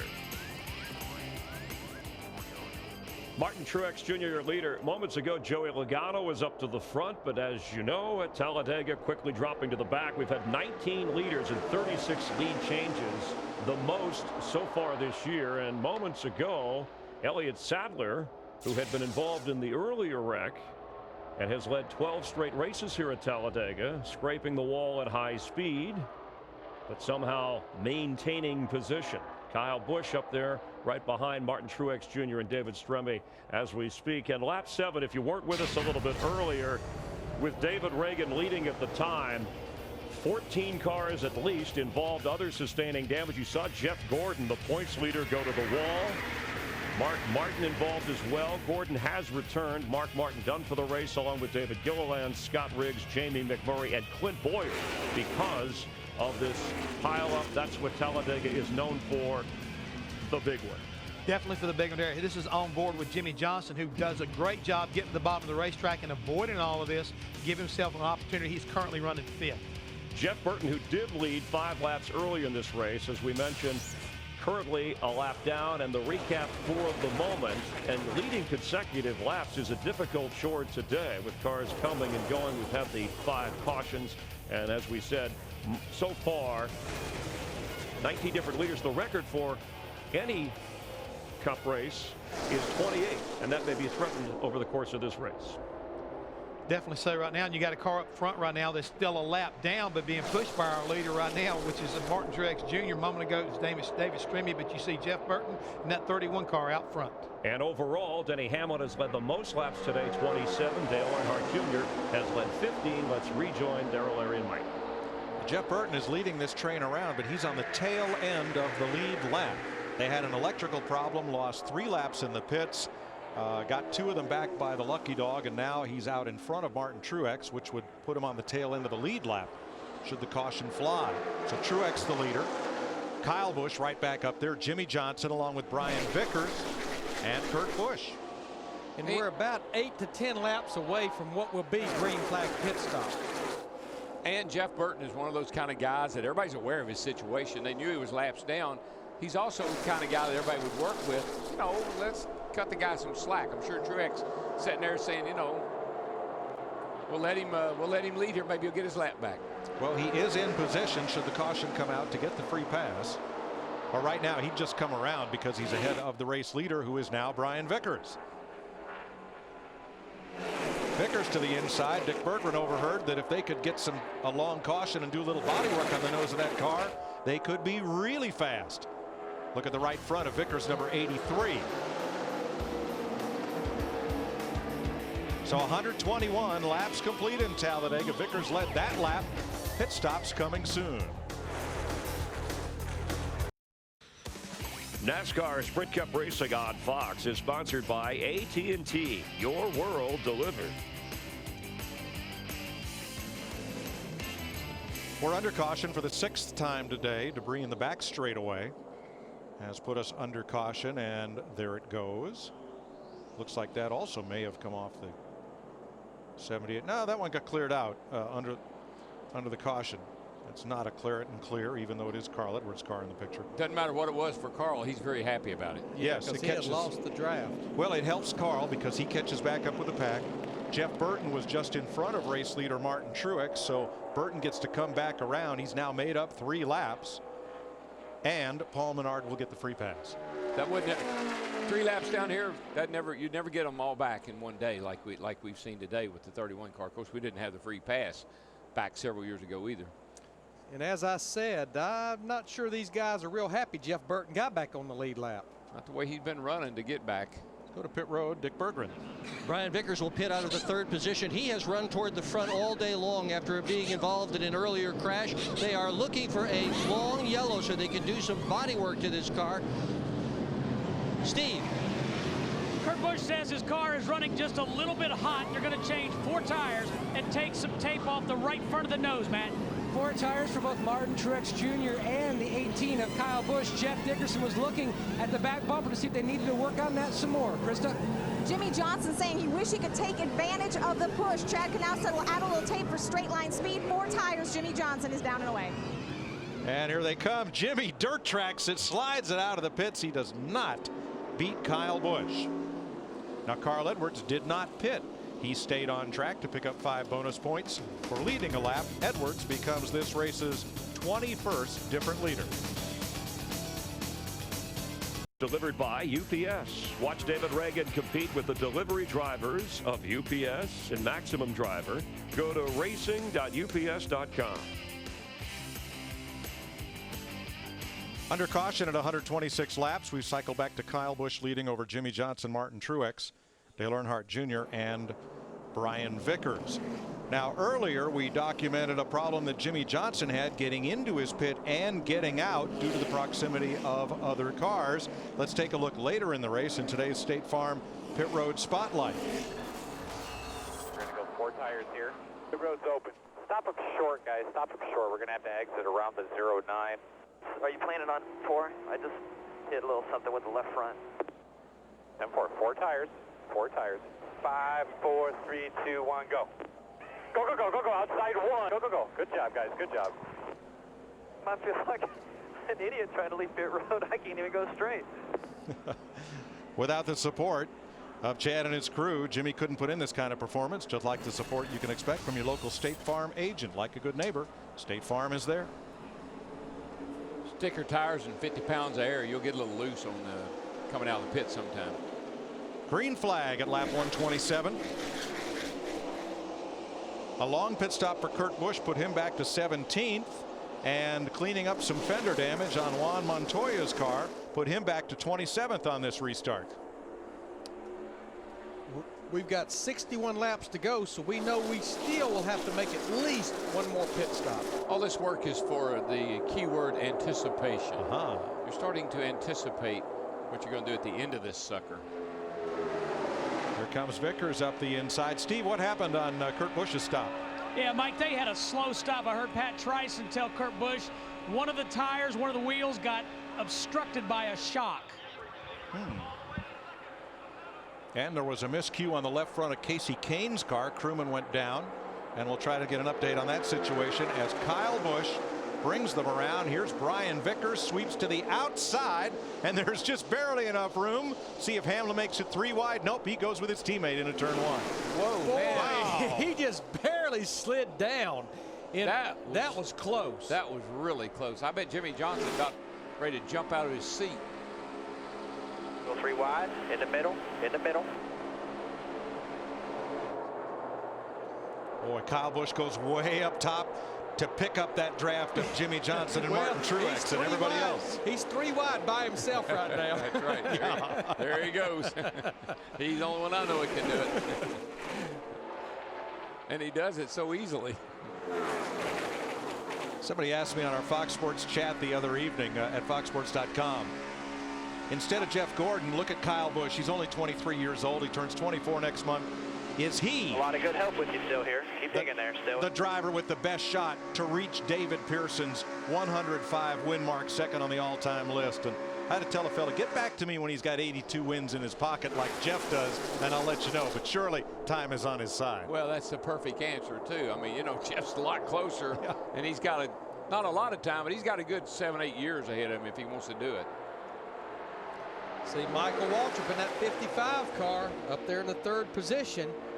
Remember, it was back on lap 42 that he was sideways sliding across the finish line, just barely missing the inside wall. Well, Mikey and Jimmy Johnson thought they had this. Mikey thought he had this same one last year here, and the engine blew up late coming to get the white flag. But Mikey knows how to run this joint. I promise you that.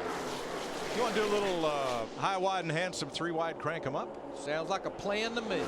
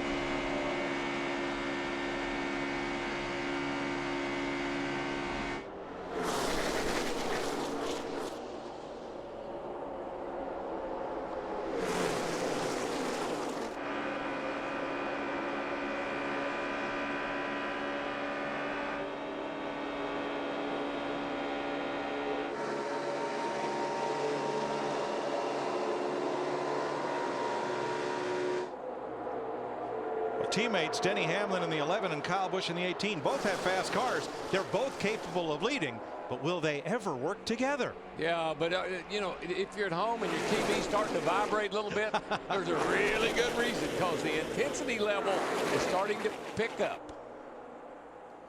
Tell you, car back on the scene is that 07, that black car, Casey Mears. Remember, he was involved in that big wreck early in the race, and he's fought his way back into the top 10. Looked to me like these Roush teammates are trying to get together too. Here comes the Reagan car in the 16 trying to work to the lead here. Casey Mears has right side damage from the crash on lap 7. Elliott Sadler right side damage when he got up into the wall a little bit ago, but they're all right up there fighting for the lead. Looked like David Reagan in that 6 thought for a moment of trying to jump down in front of Michael Waltrip in the 55 car off too, but then he had second thoughts about it. The hole was not there. Yeah, and when Biffle saw that, he said, Kyle yikes. Busch, did you see that? Yikes. He pushed David Reagan all the way to the outside over there in turn 4. This is the kind of racing you expect to see with 5 to go. Not 55 to go. With 55. You know, the first hour of practice looked a lot like this when we got here on Friday. Well, now is when you got to figure out what am I going to do? What have I got to do to win this thing? Do I have the car? Do I need to make some changes? What did Kyle Busch tell you in the pre-race about the way he drives a race car like this? Oh yeah, this is what he lives for right here. If there's a hole, I'm going for it. That's what he said. And he it works to that effect. He has such a great spotter, and Jeff Dickerson. They're like one, and that's the reason Kyle can make some of the moves he makes too. Now I like what Brad is that. Who's that right behind? That's Brad Keselowski, the 09 car. Right behind Elliott Sadler, locked onto his bumper like a dog on a mailman. Yeah. And there they go to the front. But you know what is really surprising about that 09 car? I haven't seen that kind of speed out of this car all day long. He's caused a couple of guys to almost have, well, they caused them to have to go on the apron to get around him. But there's another example. Those two cars hooked up and just pulled away, drove by the pack and pulled away for a moment. Now here comes Burton in the 31 car. He's back on the lead lap. Was 3 laps down not that many laps ago. Look at everybody back up as that accordion effect happens. Stremme bumped him. He got back into Montoya. Back. Wow. That was almost another big one. See, once again, but that's what I'm saying about the 09. His car must not be handling exactly right, because watch. He goes up here. The car just shoved up the hill. Burton's trying to get off of him, and when he did, he got the 12 in the back of him, and then 42 got in the back of the 12. The 87 got in the back of the 42, and the beat goes on. You want to play 190-mile-an-hour pinball? You better be careful, because this table has a lot of flippers. You better be a pinball wizard.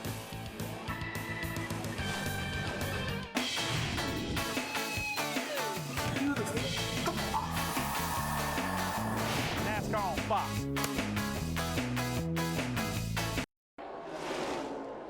Welcome back to Talladega. 50 laps to go.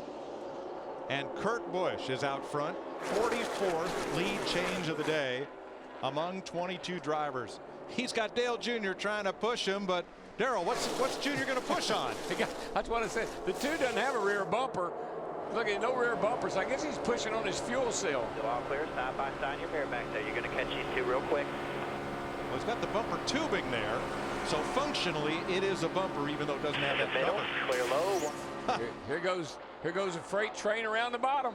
But how about David Rudeman in that 00 car? Those 2 Toyotas hooked up together. Denny Hamlin seems to be one of the best pushers that's here today. He's going to push Rudeman to come up to the lead. Or he's going to push Rudeman, and then he's going to take the lead, and does. I actually think he was just pushing him out of the way, to tell you the truth. Rudeman will fall right back in line behind him, but Denny Hamlin will lead that lap.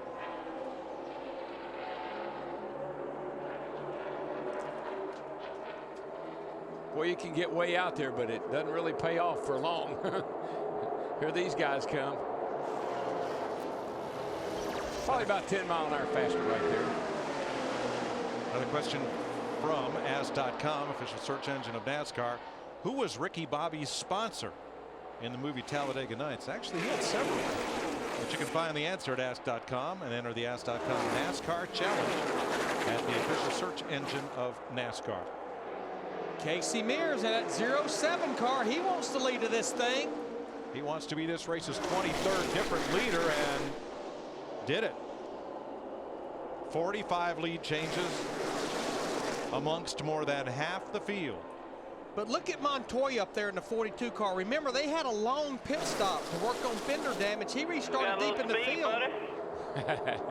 And in about 15 laps, he's made his way back to the front. I like the way, that's the kind of fender work I like to do right there. Yes, sir.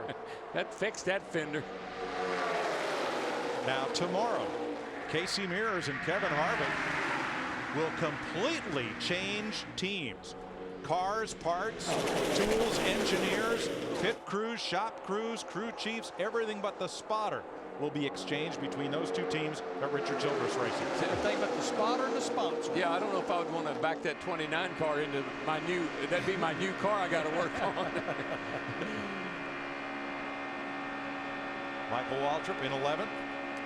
But Richard Childress just felt like the performance was not there for those race teams, and he didn't really see it getting any better. He felt like I got good drivers, I have good crew chiefs and teams. Maybe I just got them mixed and matched wrong. He's done it before with good results. Change the chemistry, change the result. But you know, Larry, we talk about all Talladega. You don't really. Look at Burt from 3 laps down on the bottom, trying to find the lead right here, and he may very well get it. That is a very fast cat car. But you know, we talk about handling, you know, no big deal here. You better have a good handling car when you get shoved off in the corner at over 200 miles an hour with somebody on your back bumper. Not since Bill Elliott came from 5 laps down to win here has somebody done it like this. Jeff Burton has just become the 24th different leader of this race, I believe. You have to admit, Larry, the Childress cars came here this weekend, the best I've seen them in a long time. And of course, the Ganassi, the engine package they have in the 42 and the 1 car as well. Those engines are all producing good power. And Jeff Burton did lead this race earlier, back before he had the electric problem, back at lap 24. So, boy, he just about bit that back straightaway wall when Junior swerved into him. We got teammates to the top. We got teammates to the bottom. We have those 2 Joe Gibbs cars at the bottom. Kyle Busch, the 18, Denny Hamlin, the 11. And here comes Junior with the middle. It just seems like teammates are starting to really work together, Larry. You got the Toyotas on the bottom. You got the Childress cars up on the outside.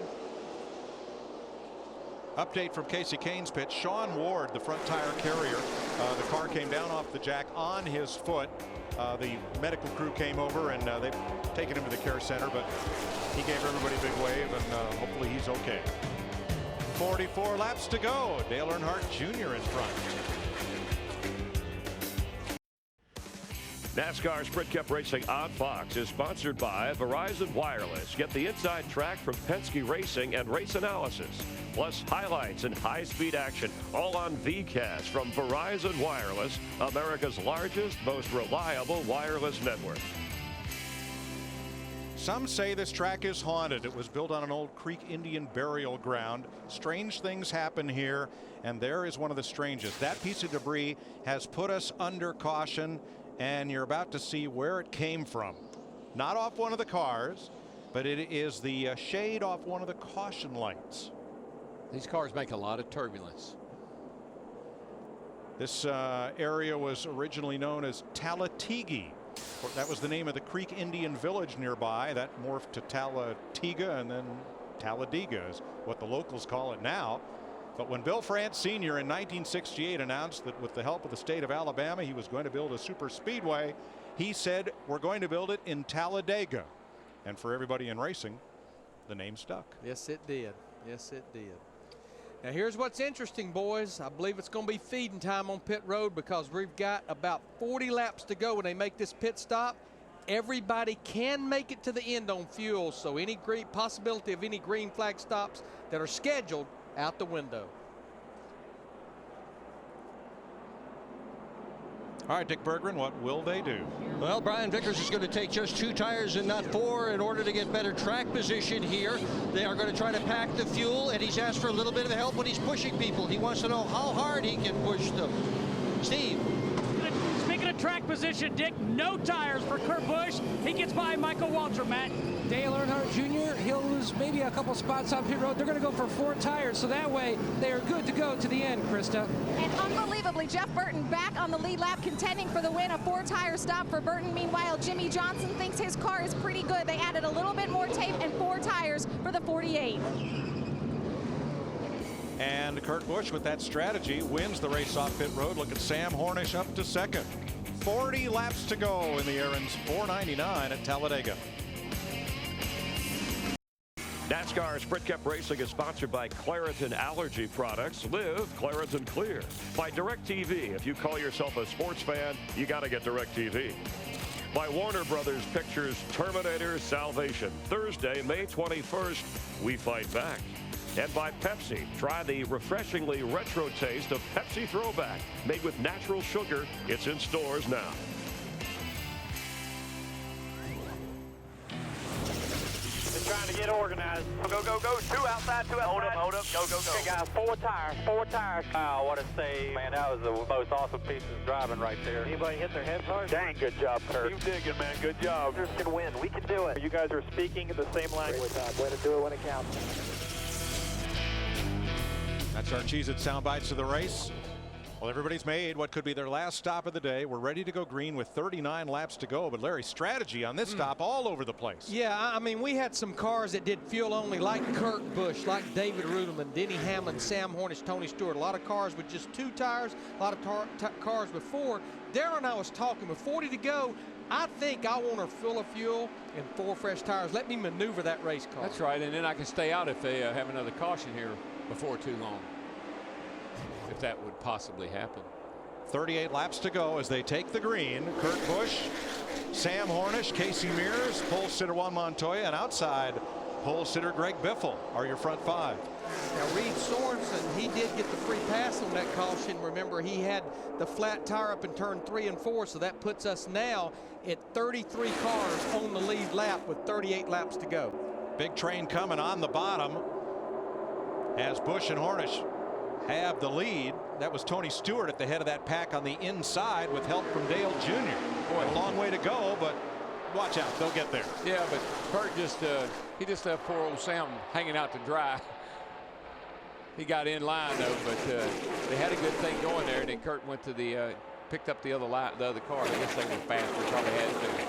Ex-teammates Kyle Busch, Tony Stewart in the bottom lane as Kurt Busch and Casey Mears lead. Watch that train on track 2 down to the inside.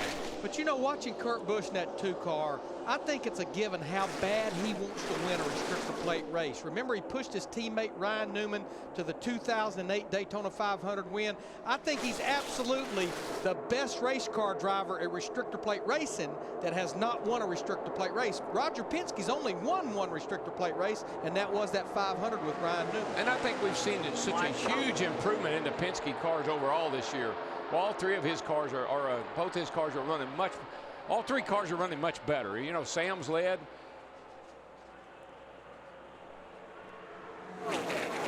Sorry, I lost my breath there for a second. Well, you can do that here, because here comes track 2. Here comes Kyle Busch, Tony Stewart, Dale Jr., Jimmy Johnson. They're there. In 2 laps, they've gone from mid-pack to racing for the lead. Well, the games are over.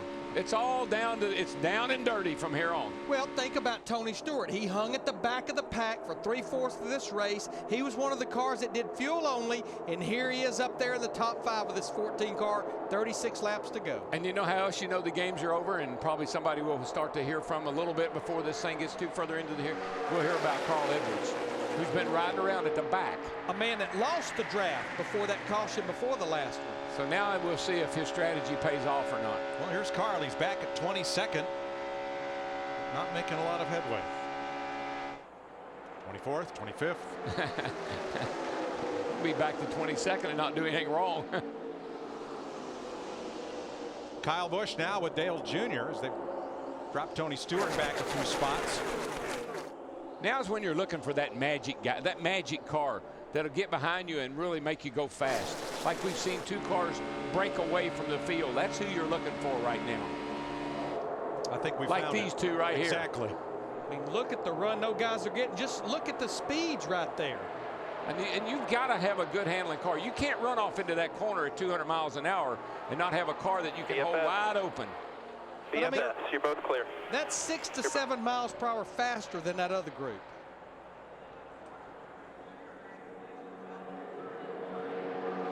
Here they come past. Millions of fans confused. 34 laps to go. Dick Berggren. Well, Darrell Waltrip won a lot of races by showing patience, and right now that's exactly what Carl Edwards is doing. He is convinced that the guys up front are racing hard enough that they're going to crash. He's hanging back. When the crash is over, he's going to the front. Well, he's convinced a few other fellas to hang with him because the 55 and the 7 and a few other cars are hanging back with him. Well, what'd you hear Chad Knaus say? Millions of fans are confused. It's okay. They got 33 laps to all figure it out. I think it was Chad. It sounded like Chad. It sounded like something he'd say. Yes, it absolutely does. And that's his man right up there on the high side in the 4th spot, that 48 car, Jimmy Johnson. And right behind him, Jeff Burton. Krista. What a day for Jeff Burton. Battery trouble, alternator 3 laps down. He is now up front in that front pack. Jeff said he's always nervous to run here. He's stressed until Sunday morning. But once the race gets going, he calms down. He told me until the laps wind down, and that's when the intensity level goes through the roof. Yeah, but sometimes being laps down, you just do things that you really didn't intend to do, trying to get those laps back. He needs to play like he's still 3 laps down. Because it worked a while ago. Because he got one of them back by being in front of the leader when the caution came Exactly. Now he's in 8th place as 4 cars are trying to break away. This is no time to go conservative. This is when you lay it all on the line, all in right now. And honestly, with 33 laps to go, I'm not sure I agree with Carl Edwards' strategy right here. No. If he's got a car to go to the front or anywhere near there, he needs to get going because this isn't going to pay. It's not going to pay off for him if he keeps messing around. 33 laps to go. 33 cars on the lead lap. 24 drivers have led this race, but who can lead the last lap?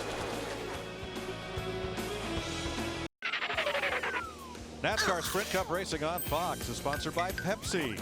Try the refreshingly retro taste of Pepsi Throwback, made with natural sugar. It's in stores now. 28 laps to go. Whoa, somebody clipped out. See that piece of debris flying back there? It came off of whoever the last car in that group is. I don't hope it's a piece of tape. Sure didn't move much, but there's somebody at the tail end of that line right there that clipped the wall. Well, Kyle Busch is our leader. Denny Hamlin got kicked out of the lead draft all the way back to 20th. And Martin Truex in 3 laps went from 8th to 17th to 26th.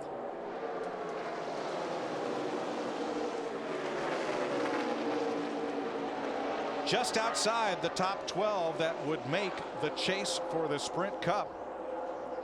Casey Kane has slipped to 13th based on where they're running up right now.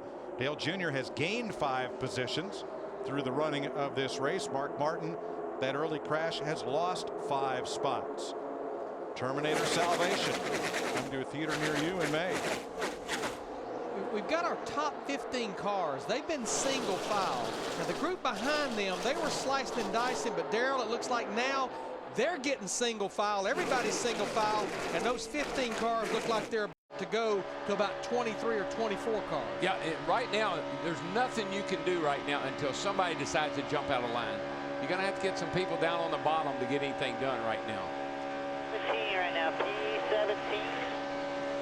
Now, the last time this happened in this race wasn't the same engineer driving the train, Kyle Busch, when everybody lined up single file for a while. Yeah, and he has, the Junior has too. They've been the two sort of the prognosticators of this whole thing.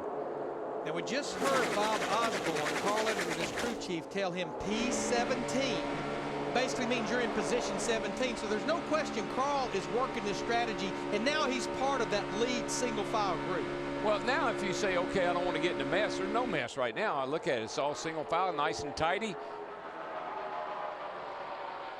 I just don't think it's going to stay this way long. Well, it can. You know, somebody's going to get impatient. That's what happens to you. You sit there, you say, I'm tired of this. We're going to have to mix it up a little bit. We're not going to win like this. Let me tell you about a sleeper right in the middle of that pack in 12th place. Joe Nemechek in the 87 came here unsponsored.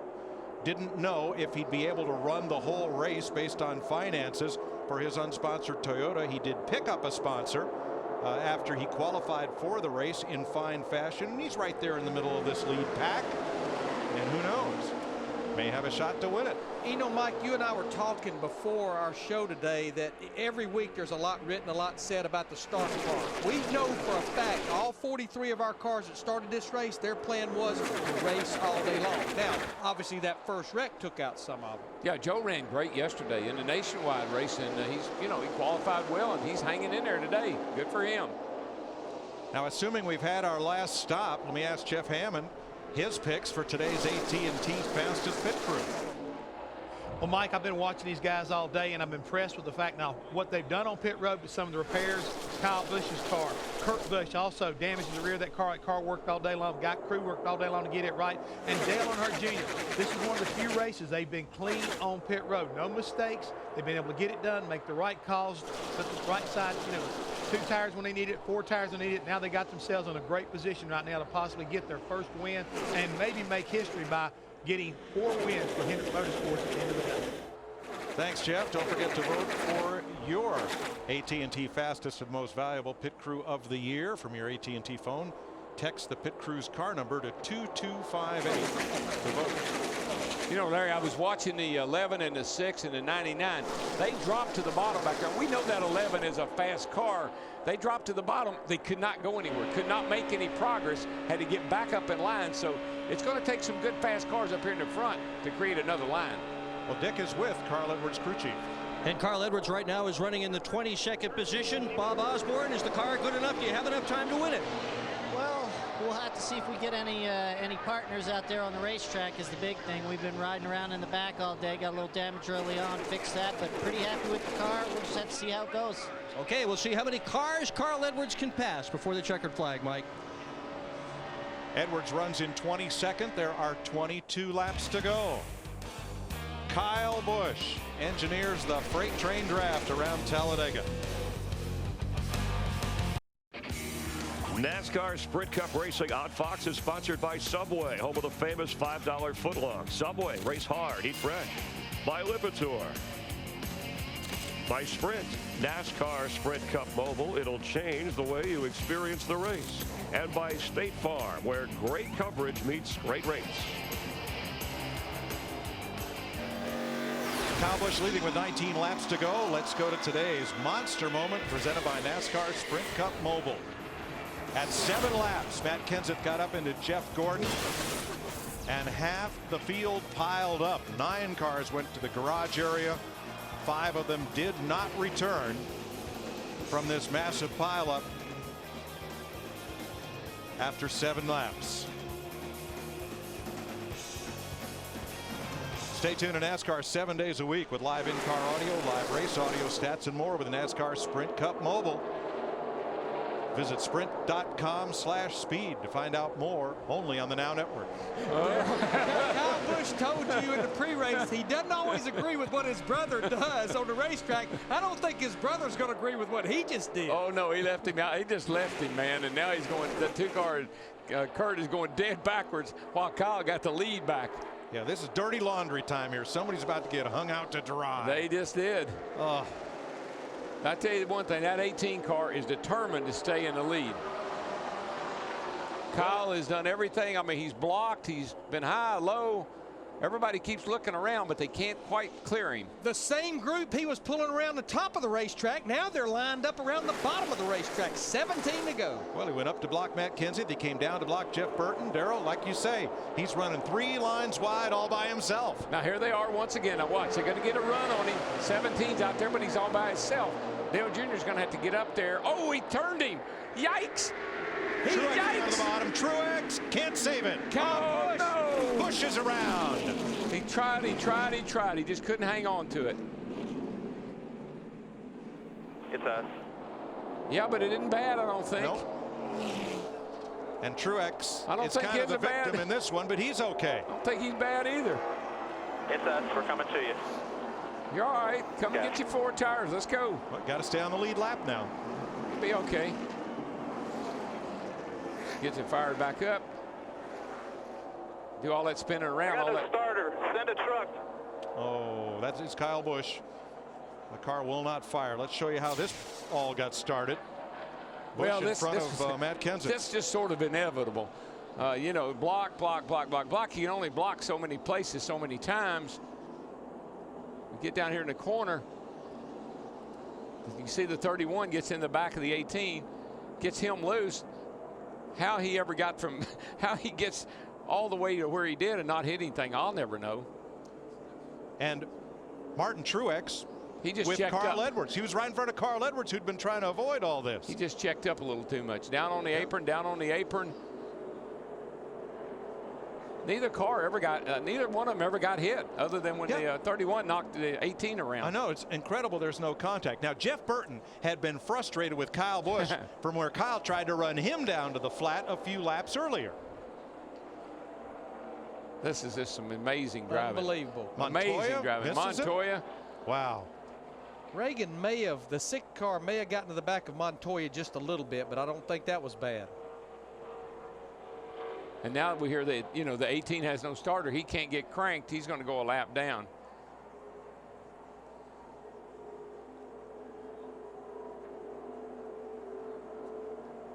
You know, the fact that this ended up being just 2 single car spins They're still inside. is pretty amazing. Well, we've seen that all day, you know, with the 55 and the 2 here in the tri-oval. Stay high there. I mean, we've seen some incredible driving by these guys today. 18 got fired up there. He got a push. He's in the pit. Go 3. Yeah, Martin Right got a boot from David Reagan. That's what started. He's going to lose it here. Keep coming. Sent Keep Truex coming. down. Stay high. Stay high. Yellow's out. Yellow's out. Good job, buddy. You know, nothing intentional. Martin lifted for what was in front of him, and Reagan couldn't react fast enough. 3 wide bottom. And some more bad news for the 18. Now that he's a lap down and we don't have double line restarts inside of 20 laps, that's not going to help him any. What'll happen next? You just have to stick around for the last 15 laps and find out. 31 cars on the lead lap. This is the 8th caution of the day. We want to bring you the rest of this one commercial free. So let's take a quick break. We'll be right back for the finish. They'll restart this time by with 13 laps to go. Ask.com asks, why is the South called Dixie? Get the answer now at Ask.com and enter the Ask.com NASCAR challenge at the official search engine of NASCAR. Well, here we go. 31 lead lap cars, 13 laps to go. Now, Kyle Busch, he'll be all the way behind those 31 cars because within 20 laps of the end of the race, it's single file restart, lead lap cars only to the front. His only hope is a caution before we get to 10 to go, then he'd get the free pass. Martin Truex stayed on the lead lap after his spin. Here we go, 13 to go. Matt Kenseth, Dale Jr., Jeff Burton, Kurt Busch, and Joey Logano. And again, I just want, it's so tempting. You just have to make yourself not jump out of line right now. You've got to get going. You got to get things working out here before you make a move. You make the wrong move now, Larry, you're done. Yes, sir. You'll not fight your way back now. A lot of jostling back behind the front 8 cars. Now, these guys back here, they can do that because they got to try to get up here and get in line. Yeah, it's those top 6 to 8, 10 cars that they've got to be careful. They got to be on their P's and Q's. But just thinking about Matt Kenseth, he won the first 2 races of the season at Daytona and California, and it has been absolutely dismal for that 17 team since those 2 wins. Well, so dismal that he ended up in the infield care center yesterday. So this would be a great turnaround, not a great turnover. Up front, it's a 9-car breakaway, and look who's the caboose on that train. Carl Edwards, who hung out way at the back all day, is now hanging out with the lead draft. But they're going to get caught. Look at the run Stewart's got in that red number 14, and Ryan Newman with Jimmy Johnson. They've caught the lead draft. Yeah, it's a breakaway no more. Jimmy's in big trouble here. He's got to get somebody to hook up with so he can get back up here to those leaders. But when you lose your momentum like he has right there, they just keep going around you left and right. But remember what 2 cars have been able to do. We've been seeing it all day long. Look at Ryan Newman in the 39, Denny Hamlin in the 11. You can see they're 6 to 7 miles per hour faster than Matt Kenseth leading the race. Well, you know who's been the best at doing that is the 11. I mean, he has been incredible. He's a great pusher. 5th. Jump up 4th. there. Somebody wants to jump up there. You watch. 3rd. Here they come to the lead from 10th a lap ago. Newman, Hamlin. Rocket past Kenseth. They're liable to drive away from the pack with what we have seen earlier in the race. Yeah, and again, you can't not do that. You got to drive away from it. It's not going to work out good for you. Because once you get out there, you stall, and here comes the pack again. Ryan Newman has 1 restrictor plate win, the Daytona 500.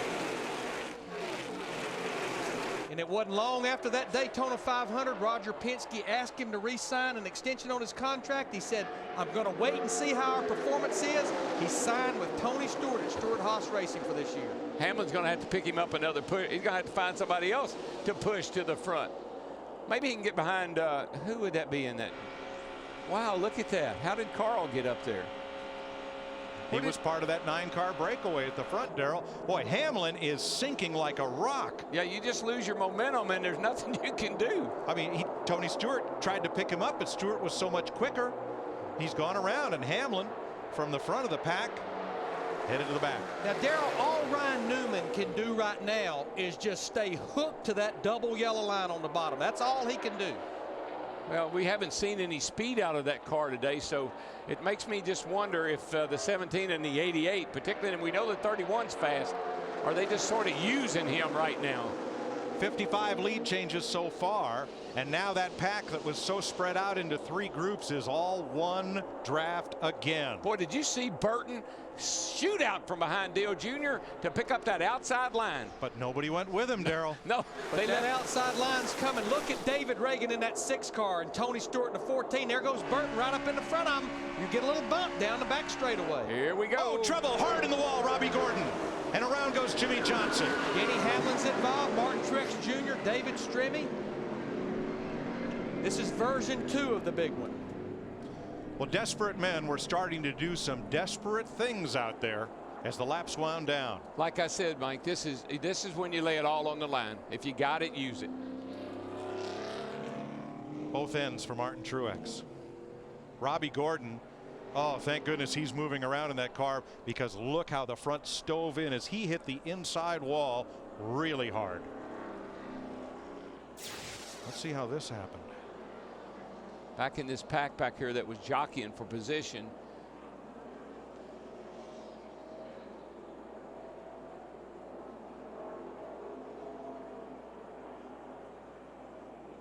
Everybody starts trying to figure out which line they want to go low, want to go high. Oh, Montoya.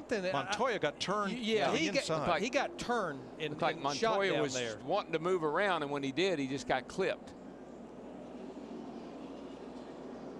There's Mayfield's car in flames, the 41. Not a very good day for Hendrick Motorsports. That's 3 of the cars that have been knocked out. Oh, Montoya just got shoved into Bobby Labonte, and just like a croquet ball being sent, Robbie Gordon got shot into the inside wall. Boy, Jeremy Mayfield going there in a 41 car, he's got a lot of fire coming out of that automobile. Boy, that's a hard lick. That is hard right there. Oh, my. But you know the great thing? They've installed the safer barrier back there on that inside wall. Yeah, look at that. Is that Sam Hornish that went up and hit the outside wall? Yep, and kept going. Let's do some ride-alongs here, starting with Michael Waltrip. Heavy impact today, hard impact in all these, and the big one and then this one.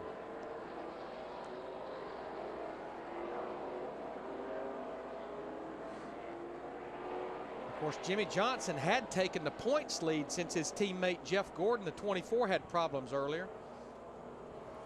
I want to tell you about Robbie Gordon's hit. If he hits another 100 feet down track, he hits the concrete instead of the safer barrier. Let's see what happened here. Montoya got hit by the 11. Yep, there it is. And that turned him a little bit to the left, and then or to the right, and then when he corrected, he got into Bobby Labonte, and it was on from there.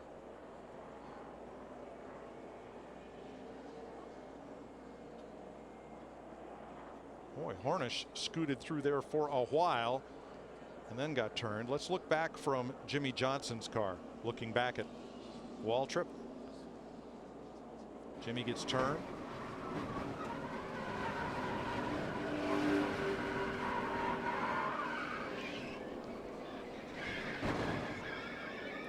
Pretty hard impact there.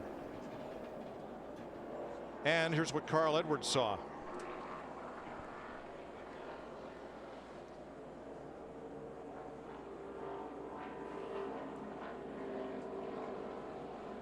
You know, Darrell, the contact was Hamlin and Montoya, but that really started about 6 cars forward and just kind of, you know, accordioned back. Well, what you do when you're sitting back there, you're watching up ahead of you, and you see a couple of lines trying to form. You got an inside line, an outside line, and you're starting to say, which one do I need to get in?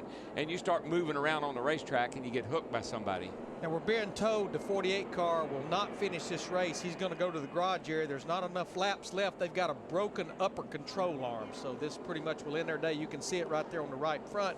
We're also being told that Matt Kenseth had to come to pit road. He had a flat right rear tire. Now, Kenseth had been the 2nd place car and dropped to 21st just before the caution came out. Well, this car right here, the 11 car, basically caused that accident. He got into Montoya, or at least he was a part of that accident. Let me put it that way. And he was lucky because he went through the whole thing and didn't hit anything very hard.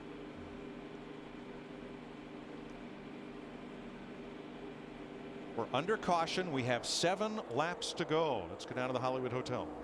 Well, Mike, Larry mentioned moments ago we had the sequel to the big one. Right. Let's take a look back, and it was lap 7 very early in this. It changed the look of this race with the points leader and Jeff Gordon and the retro Pepsi scheme involved in this. At least 14 cars, other cars receiving damage, but at least Gordon got back on the track, and there were guys like Kurt Busch and Elliott Sadler who were involved, who got to the front of the pack.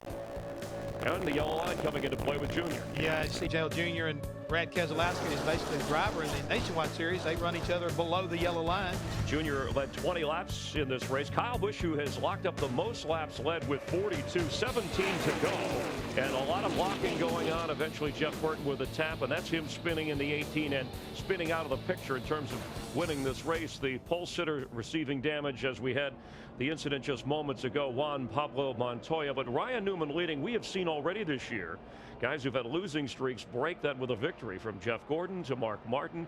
We have 43 races since Ryan Newman has won his last race. It's been 29 since Dale Earnhardt Jr. I just want to add right here, this is a very familiar sight. I believe I watched this yesterday in the Nationwide race. Ryan Newman was driving the number 33 car yesterday, and Junior was driving his own car. He was running second here toward the end of the race, and when the final lap was all said and done, David Reagan wound up winning it. So this thing's a long ways from being over. All right, the points with you see how many laps to go at this moment with our points leader, who we talked about being knocked out, so that would knock Jeff Gordon down behind, and Kurt Busch would take over the lead, followed by Tony Stewart, Jimmy Johnson. Remember, 15 Talladega races have been settled by a last lap pass, and one of those Hendrick drivers who's been on a roll lately, Jimmy Johnson, our Dick Berggren, is with him. Well, that's Talladega. How tough was it going through that crash? Man, it sucks racing here. You know, you got a great race car, and guys worked real hard to get this thing in order and very fast, and then get that close to the end and gets tore up. So disappointed. It just looked to me like some guys were beaten, didn't have the position, and tried to force their way in from the outside, and went across somebody's nose and started that wreck from my position. So just too bad. Hate that this was an awesome looking Cobalt Tools Impala is now all tore up. It was indeed, but we'll see you at Richmond next weekend. Well, Ryan Newman is our leader. Newman led this race at 10 laps to go. The leader at 10 to go has won here at Talladega only twice in the last 12 races. And is this going to count it? You think we're going to make it to green-white-checkered here? We're going to get close. No, pretty much the normal here. I think we're going to get cleaned up before we get into overdrive. Let's check with Matt Yoakum. Mike, learning a big lesson from what happened in yesterday's Nationwide Series race. Dale Earnhardt Jr. talking strategy with the car right in front. You talking to Ryan deal over here. You want to try to push him and figure out off Oregon? Yeah, same thing. If he'll let me push him away from everybody, I'd like it to be a green-white checker myself. Yes. And another part of the conversation is if they can break away. He said, if for some reason I start to lose Ryan, I don't want you talking on the radio. I will tell you quickly, you tap his dad, because Greg Newman is Ryan's spotter. You tap his dad, and then that way Ryan knows to drag the brake. That way they don't back themselves up into the cars that are trying to chase them down. A lot of strategy looking to work out here in the closing laps. Well, Darrell, that's one thing the leader can do. He can go back and pick up a drafting partner if he gets a little too much gap on that second place car. Yeah, and the reason Junior like a green-white-checkered, we've seen two cars, how they can sometimes gap the rest of the field. He'd like to think that he and Ryan were going to be able to do that, but I'm not sure you can do it on a restart. You got to get a good head of steam up for that to happen. 5 laps to go here at Talladega, and a lot of sports action to come here on Fox. Welcome to Baseball on Fox. Race it and save. This baby will go to the wall. High drive, forget about that. Rips one into right field. That is a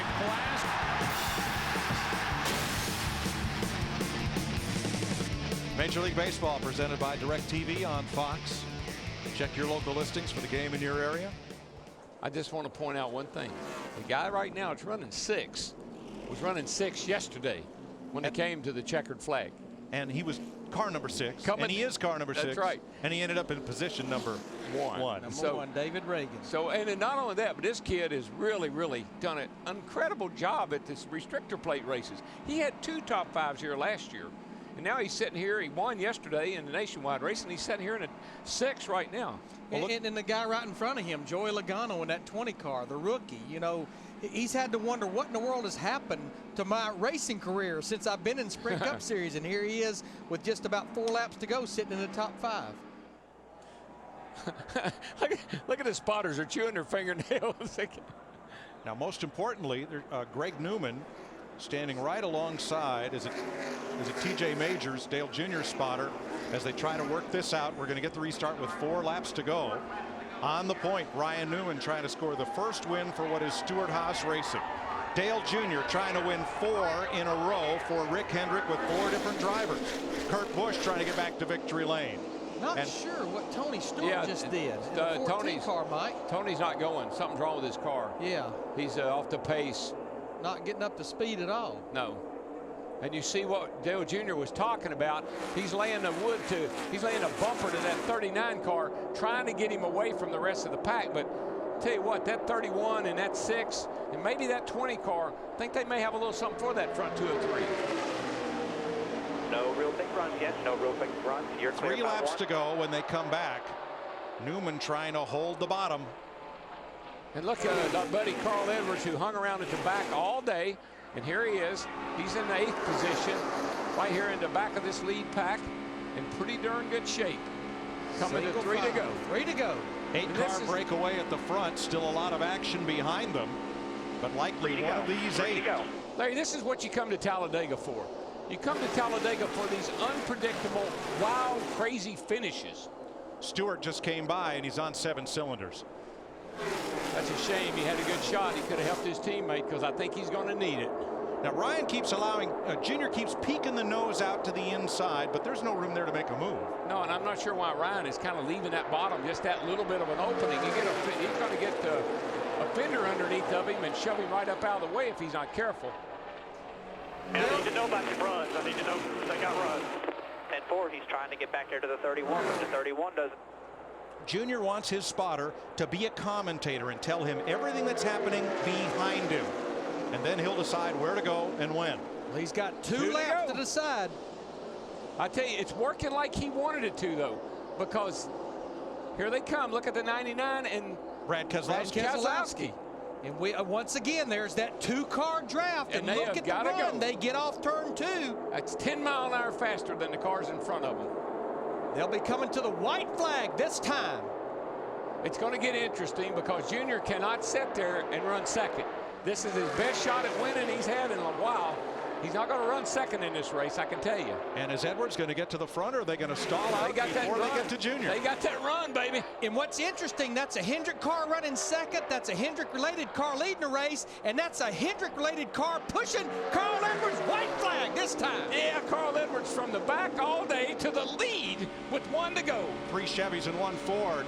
And it doesn't matter now. Your friends are where you find them. And from hanging out back, Carl Edwards. I'll tell you, I don't know if they can catch him. What we've seen today, 2 cars get that big a lit run on them. I don't know that the 39 and the 88 can catch them. They're in the draft of Edwards and Keselowski. He's all over you here, just you and him. Carl Edwards restarted 8th. If that 09 can stay hooked to the back of that 99, it's going to be hard to get him. It's going to be close right here at the line. Can Keselowski try to win it? I don't know. I don't think he can step out until he waits till the last second and picks up. He goes to the outside. Is Edwards going to no. He turns him. No, no. Oh, and that destroyed the front end of Newman's car. No. Edwards will not make it to the flag. Oh, Brad Keselowski won this race. Unbelievable. Carl Edwards' car destroyed. And Junior's protege, Keselowski, the winner, and Carl Edwards is moving around and ready to climb out. Larry, look at that. The carburetor's gone off. It's completely gone. Carl did what he wanted to do. He stayed at the back all day long. He played it smart. Had this race possibly won. Not now.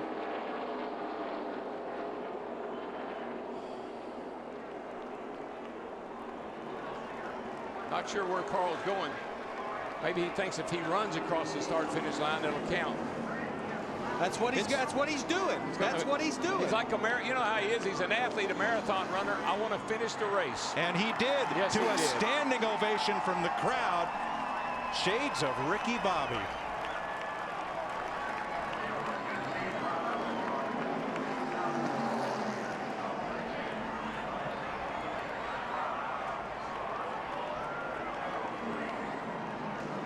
Don't you know, Larry, that James Finch is fit to be tied right now? Finch owns this car. He bought it from Rick Hendrick and leased the engine, a whole Hendrick package. Let's take a look, Mike. Carl Edwards, he opened it up just a little bit. Yeah, I'm not sure. I think this is a hard lick right into the fence. I mean, that car, that looked like Bobby Allison did here in 1987. The catch fence did its job, and the car did its job. Thank goodness we have the new, stronger, much stronger, safer catch fences. And Newman took a hard hit from Edwards as well. Look at just a car with the room left on the bottom. What happened here is the 09 looked to the outside. Carl went up a little bit to block him, and 09 went right back to the bottom and clipped him. You know, the move looked a lot like the one that Brian Vickers put on Jimmy Johnson when Vickers won. Wow. But what a hit. Wow. That is 1987 all over again. Oh, my gosh. And did you see that? I believe it was Biffle that almost T-boned the 99. But watch. The 09's going to look to the outside where he already has. Carl went up to block him a little bit. Now he's going to come down to try to block him again. And you get one shot at it, but you don't get two. Watch this. What a lick. Oh my gosh. Unbelievable. You know, and looking very carefully at the catch fencing that held, and I did not see any debris go into the grandstand. And that certainly is unbelievable. It's very gratifying to see. Well, I knew it was going to be wild. I didn't know it was going to be this wild. Run here, the 3 back from him. This is from Carl's onboard camera. Inside 09. But Daryl, I want to ask you.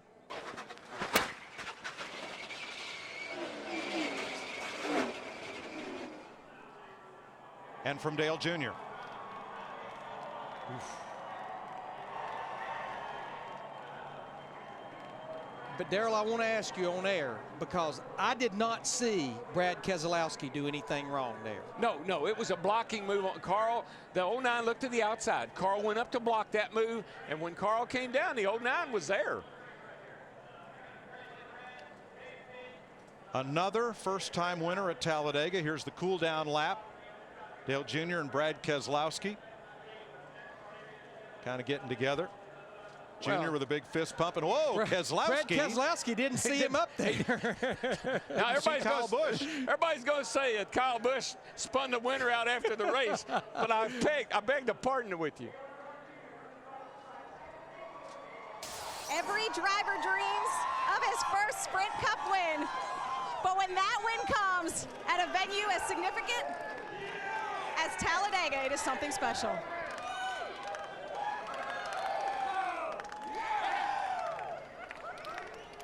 Brad Keselowski, as you pulled into victory lane, I saw your hands were shaking. Can you believe you just won a Sprint Cup race, and you did so at the biggest track of all? Wow, pinch me, I don't know, am I awake? I'm gonna pinch you.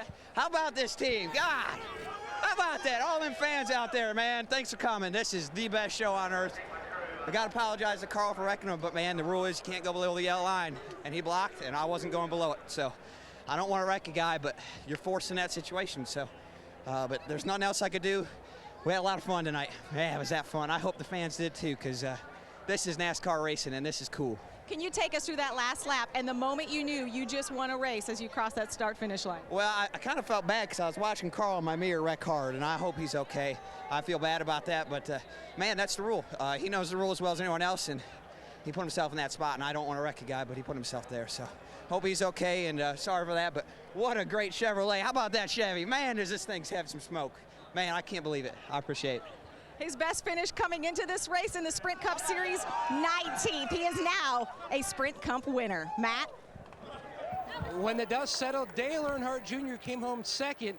You had the perfect seat to watch your protege score his first win. Walk us through what you saw from your seat. Well, I had to deal with the 39 Ryan to break away from the pack and kind of do what we didn't do yesterday in a nationwide race. And we had it going, and I thought there's no way, you know, we were staying tied together, and there's no way nobody can catch us. And they were smart enough to move up, which the higher lane had been easier and faster and winding the car out better all day. They were smart enough to run in the middle, and here they come. And I couldn't believe Brad was pushing that 99. I would have guessed anybody else, but he did an awesome job. I couldn't see what happened on the front straightaway. I was behind the 39, and I asked Tony Jr. to tell him what to do because I can't see what they're doing up there if they're wrecking. And he said, stay, you know, they're spinning up the track, stay on the bottom. And it was a pretty hard hit that Ryan had, but I had a blast. The National Guard Amp Energy Chevrolet was running good all day long. It run up front, and I love these fans here, enjoy watching a race like that. And it got a little boring sometimes in the middle, but man, it's just a long one. We all just trying to stay around to the end. I can't thank my team enough, and I'm so proud of Brad. You know, he did a great job. His family's got to be extremely happy. James Finch, you know, as a car owner, that's just amazing, man. He's an awesome dude. Can you imagine the party that will be taking place tonight in Panama City, Mike? Oh, boy. I'm telling you. It will never be the same. Well, Dale Jr. came within one position of being Rick Hendrick's 4th straight winner. Brad Keselowski, in only his 5th Sprint Cup start, becomes Talladega's 10th first-time winner. And yes, Carl Edwards makes it to the finish line. Run, Carl, run.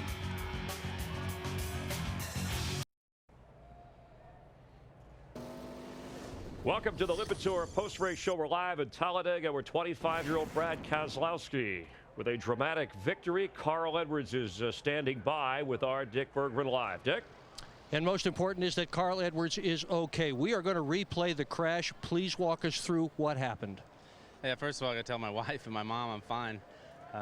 You know, Brad he's pushing, he's doing everything he can. I saw him go high, went high. He goes low right here. Didn't realize he had got that far, so I went low to block a little bit, and he was already there. So I turned around backwards. At this point, I'm thinking, boy, I wish this was made out of liquid gel material. And then I'm very fortunate we hit the wall in a way that it didn't crush my roll cage down on my neck, because that would have been a lot worse. So NASCAR just puts us in this box. Brad did a great job. Congrats to him on the win, but they put us in this box, and we'll race like this until we kill somebody, and then they'll change it. But I'm just glad nobody got hurt today. Glad the car didn't go up in the fans and, you know, in the grandstands and hurt somebody. And, you know, most of all, I just got to thank Claret and all my guys. We did it was the smartest race I could run, and I guess we ended up 23rd or something. But yeah, Brad did his job. We're just racing hard, and lucky nobody got hurt. So no issues at all with Brad's job? No, that's what Brad's supposed to do. he's assuming I know he's inside. It was so quick I didn't know he was inside. So, you know, we saw what happened to Regan Smith. You can't go down below the yellow line or you lose the race. So, you know, he's winning, and I was doing everything I could to keep him from winning. But, man, just glad I'm all right. And this is, you know, I didn't know if it mattered if I went across the finish line, but I just wanted to finish the race. How hard a hit was that? It's pretty hard. It's just a little bit scary because I saw the ground, and then I hit the wall with, I couldn't tell exactly which part of the car I hit the wall with, and I was real worried I hit the roll cage. Had to wait a minute, make sure that that there wasn't something, you know, stuck in me somewhere or something. That's a little nerve-wracking to hit the wall with something other than the side of the race car. So it's the first time I flipped in a race car. Ever? Yeah, that's it. So we got that out of the way. Well, he made it in dramatic style for sure. We are so glad you're okay. Thanks very much, Dick. Well, we're used to Carl Edwards doing the flip. That's usually the back flip when he celebrates. And that, I mean, first of all, how decent and professional of Carl, the way he responded there, obviously shaken up and upset. But you heard Brad earlier apologize to Carl and say, hey, yellow line, I played within the rules. I had to play hard. Well, this is what racing's all about. I mean, you can take it either way. If you're a Carl Edwards fan, you're probably thinking, well, he got dumped by Keselowski, but the truth of the matter is, a year ago, and when we were here, when Tony Stewart blocked Regan Smith, Regan went below the yellow line. It cost him dearly, almost like the same thing it cost Carl. This is what happens, and this is how close everything is, and how everybody wants it. You can see the damage that was done to the retaining fence. Great job right now by the folks here at Talladega and NASCAR having it built like it is. Otherwise, it could have been a lot worse. I mean, that's crazier than any stunt plane ride I've ever took. And Carl Edwards did mention he hopes some of the fans are okay. We know there's some injuries down there. They're working on it, and we certainly hope for the best for those fans in that area. As we check the final results of Brad Keselowski's dramatic win, let's get some final thoughts from Larry, Darrell, and Mike. Well, they're going to replay this one for a long time, Chris, because Keselowski was 10th with 4 laps to go, 8th with 2 to go, 3rd with 1 to go, and he wins it. Yeah, it's just, I knew it was going to be wild. I knew it was going to be crazy. I thought that restart would bust him up a little bit, and maybe it wouldn't. Maybe it'd be maybe have a little sanity to it. No sanity today, Larry. This is like Days of Thunder, baby. Especially upside down on fire. 10 laps to go, but you know, you just think about it. Brad Keselowski driving for that race team, James Finch, Mark Reno, they missed the Daytona 500. They didn't even qualify. This is the first year that this team is running the full schedule. They had to go to the rear of the field changing engines yesterday after qualifying, and here they go to victory lane. So in other words, make that number instead of 7, it's now 8 guys that have their first win and only win so far at Talladega. Oh, I think that's what makes Talladega so cool, though, is guys come here and never won anywhere else. They know they got a chance here because they've seen history. 10 first-time winners in all here. A couple went on to win more races. Marcus Ambrose up in the top 5. Scott Speed, and I think they were both outside the top 10 with 3 to go. They really were. This is just it's an amazing finish. I knew it would be. It's just crazy. In a lot of cars, a lot of teams back that got good finishes that been flirting with falling outside the top 35, like Joey Logano, like Scott Speed outside the top 35. They needed good runs, and Talladega's a place you can get it. I'm glad we got 5 days off till Richmond. I don't know. I got a headache. A wild one, a great one. Congratulations to Brad Keselowski. Chris? And the only rookie who's won, Davey Allison, of course, the Alabama native. But Brad Keselowski, he's only led 1 lap so far in his Cup career, and that's the lap we just saw. He'll be celebrating for a while. We have more post-race reaction here from Talladega in a moment. Holy cow, did I really just win this race? You damn right you did. Wow. Holy cow. I don't know what to say, guys. Can you believe it? Brad Keselowski had never finished higher than 19th in a Cup race with his Phoenix Racing Chevrolet Hendrick engines, by the way, from Rochester Hills, Michigan. Brad Keselowski overtaking Carl Edwards after Carl blew past Ryan Newman. Newman is okay out of the care center. Carl is okay.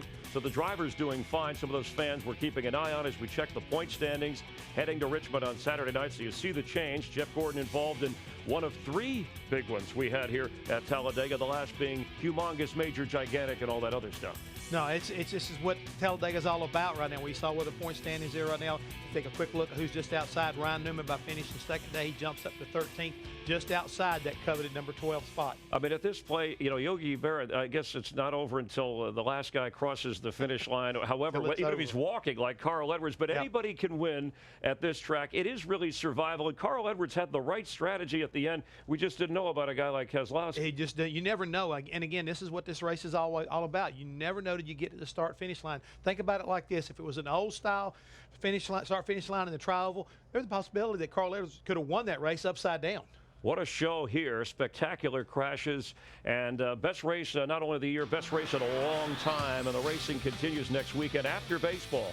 3:30 Eastern, 12:30 Pacific. Mets and Phillies among some of the games you'll see in the doubleheader as we will come to you live from Richmond on the pre-race show, 7 Eastern, 4 Pacific. We'll no doubt speak with Carl Edwards. Saturday night. Saturday night under the lights. The next two races coming up next on Fox. A powerhouse laugh out loud lineup. School is in and completely out of its mind. A new smash hit. Sit down and shut up. Sounds like you talking to me at the end of the race. That's right. And Stewie's all pumped up for Family Guy and American Dad. Wow, this is unbelievable, this finish here. You would never have called this at the end of the race. I told you, this place is amazing. You were twittering and tweeting, and we're going to be talking about this one for a long time. Congratulations to Brad Keselowski, and once again, Carl Edwards. How did he survive this? He was in the right frame of mind, and he'll be ready to roll in Richmond. That's how he rolls. For Jeff Hammond, our entire production crew, I'm Chris Myers. Talladega deserves a wow. Thanks for being a part of NASCAR on Fox, and we'll see you next Saturday night from Richmond. Have a good week. Love it when it's forward, love it when it's fast, love it when the leader's caught the pack is moving past, love it when they're making lots and lots of noise, can't wait to hear the double say. Boogity, boogity, boogity, let's go racing, boys. 10 cars. Let's go racing, boys. Let's go racing, boys.